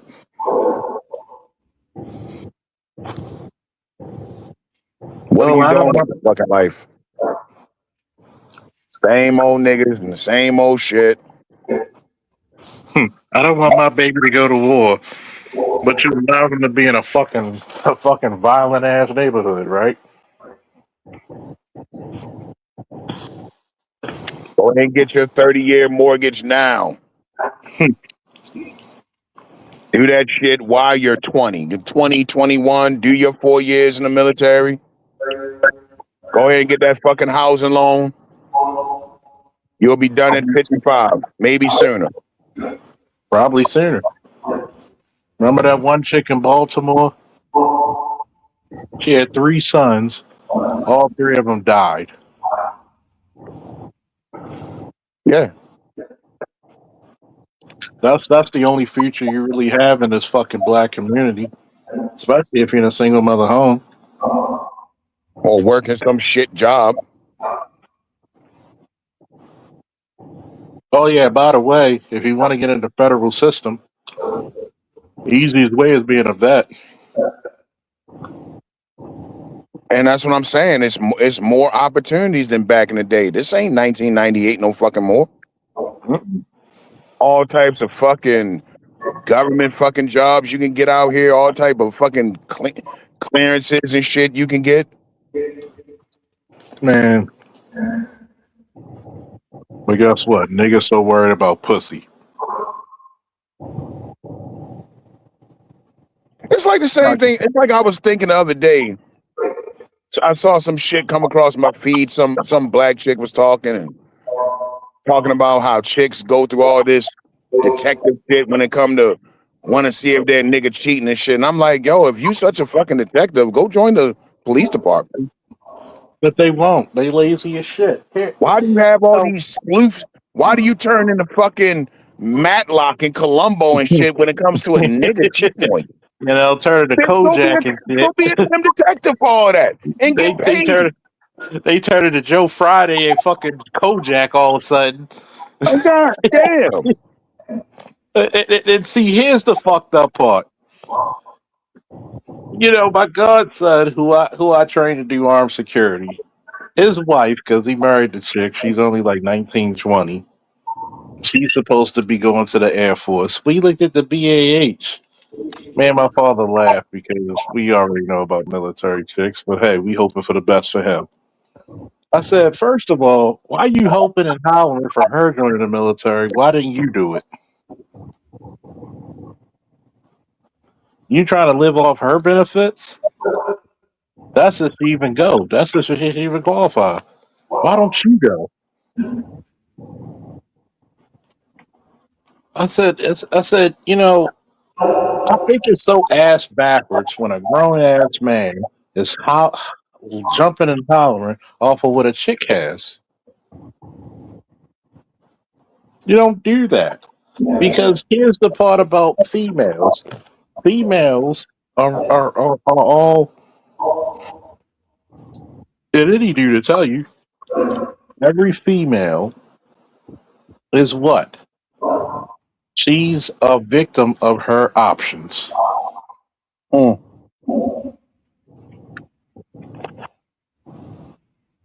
Older men told me a female can love your dirty drawers and still marry a man better than you.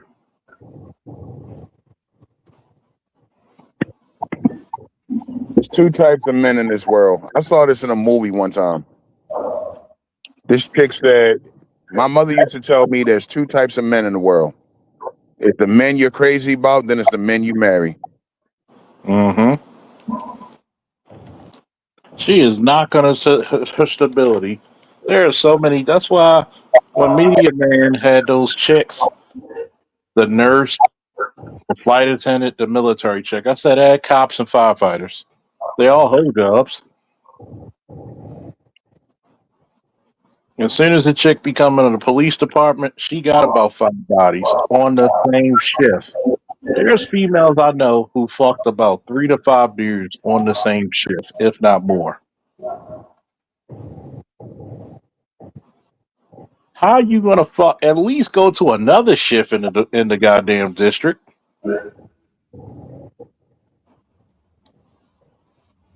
I appreciate that, Nino. Always love for you, man. Always love. You gotta hit me up. You got too many times brothers are looking for the chick to be their salvation. Nah, nigga, be your own hero.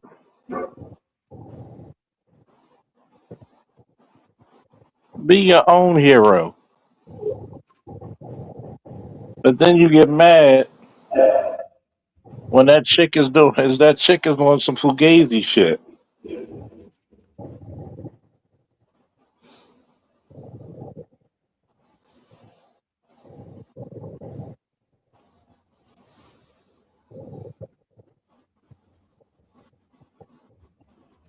When that chick is on some fugazi shit, you gotta be faithful to you first. Waiting on your wife's benefits. Nigga, what you gonna do if she divorce you? Facts. You always supposed, nigga, stop marrying out of love and marry out of contingency.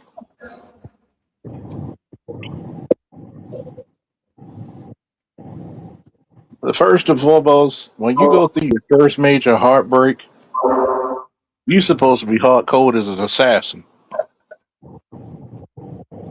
Stop looking for a chick to fucking serve you. Start looking for chicks to serve you, not you to serve them. Stop That's what I being got. content with Say getting that your again. stop being content with getting your dick wet. Exactly. A lot of niggas got married just for fucking reliable pussy. I'm sorry. I'm too much of a competitor. I tell people I'm an arrogant fucker. Give me a bitch who like bitches.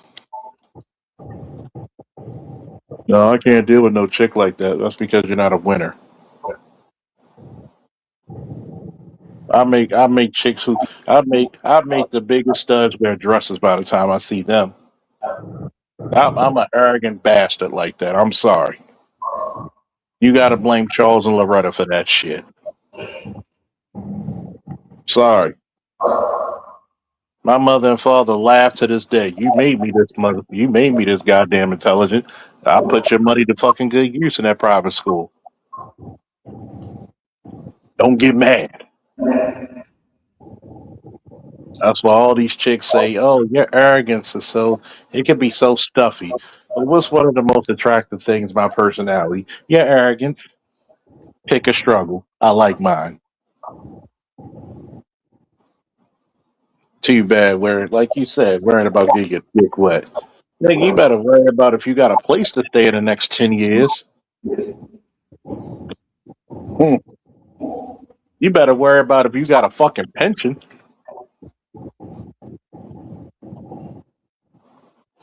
Never seen a bunch of fucking group of fucking 20-year-olds afraid to go for a life of adventure, afraid to go mess with one girl, two girls, three girls.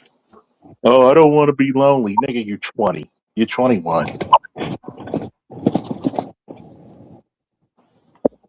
You supposed to be traveling the fucking world on a fucking aircraft carrier or a C-130. The fuck out of here.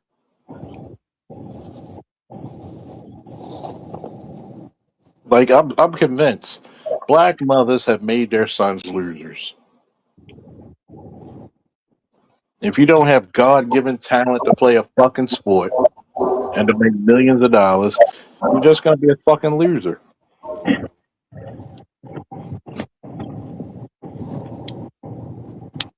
Hey Charles, I gotta finish up my night, man. It was nice talking to you. All right, man. Always a pleasure, brother. I'm about to shut it down anyway. All right, fellas, ladies and gents. Woo! And guess what, people? We are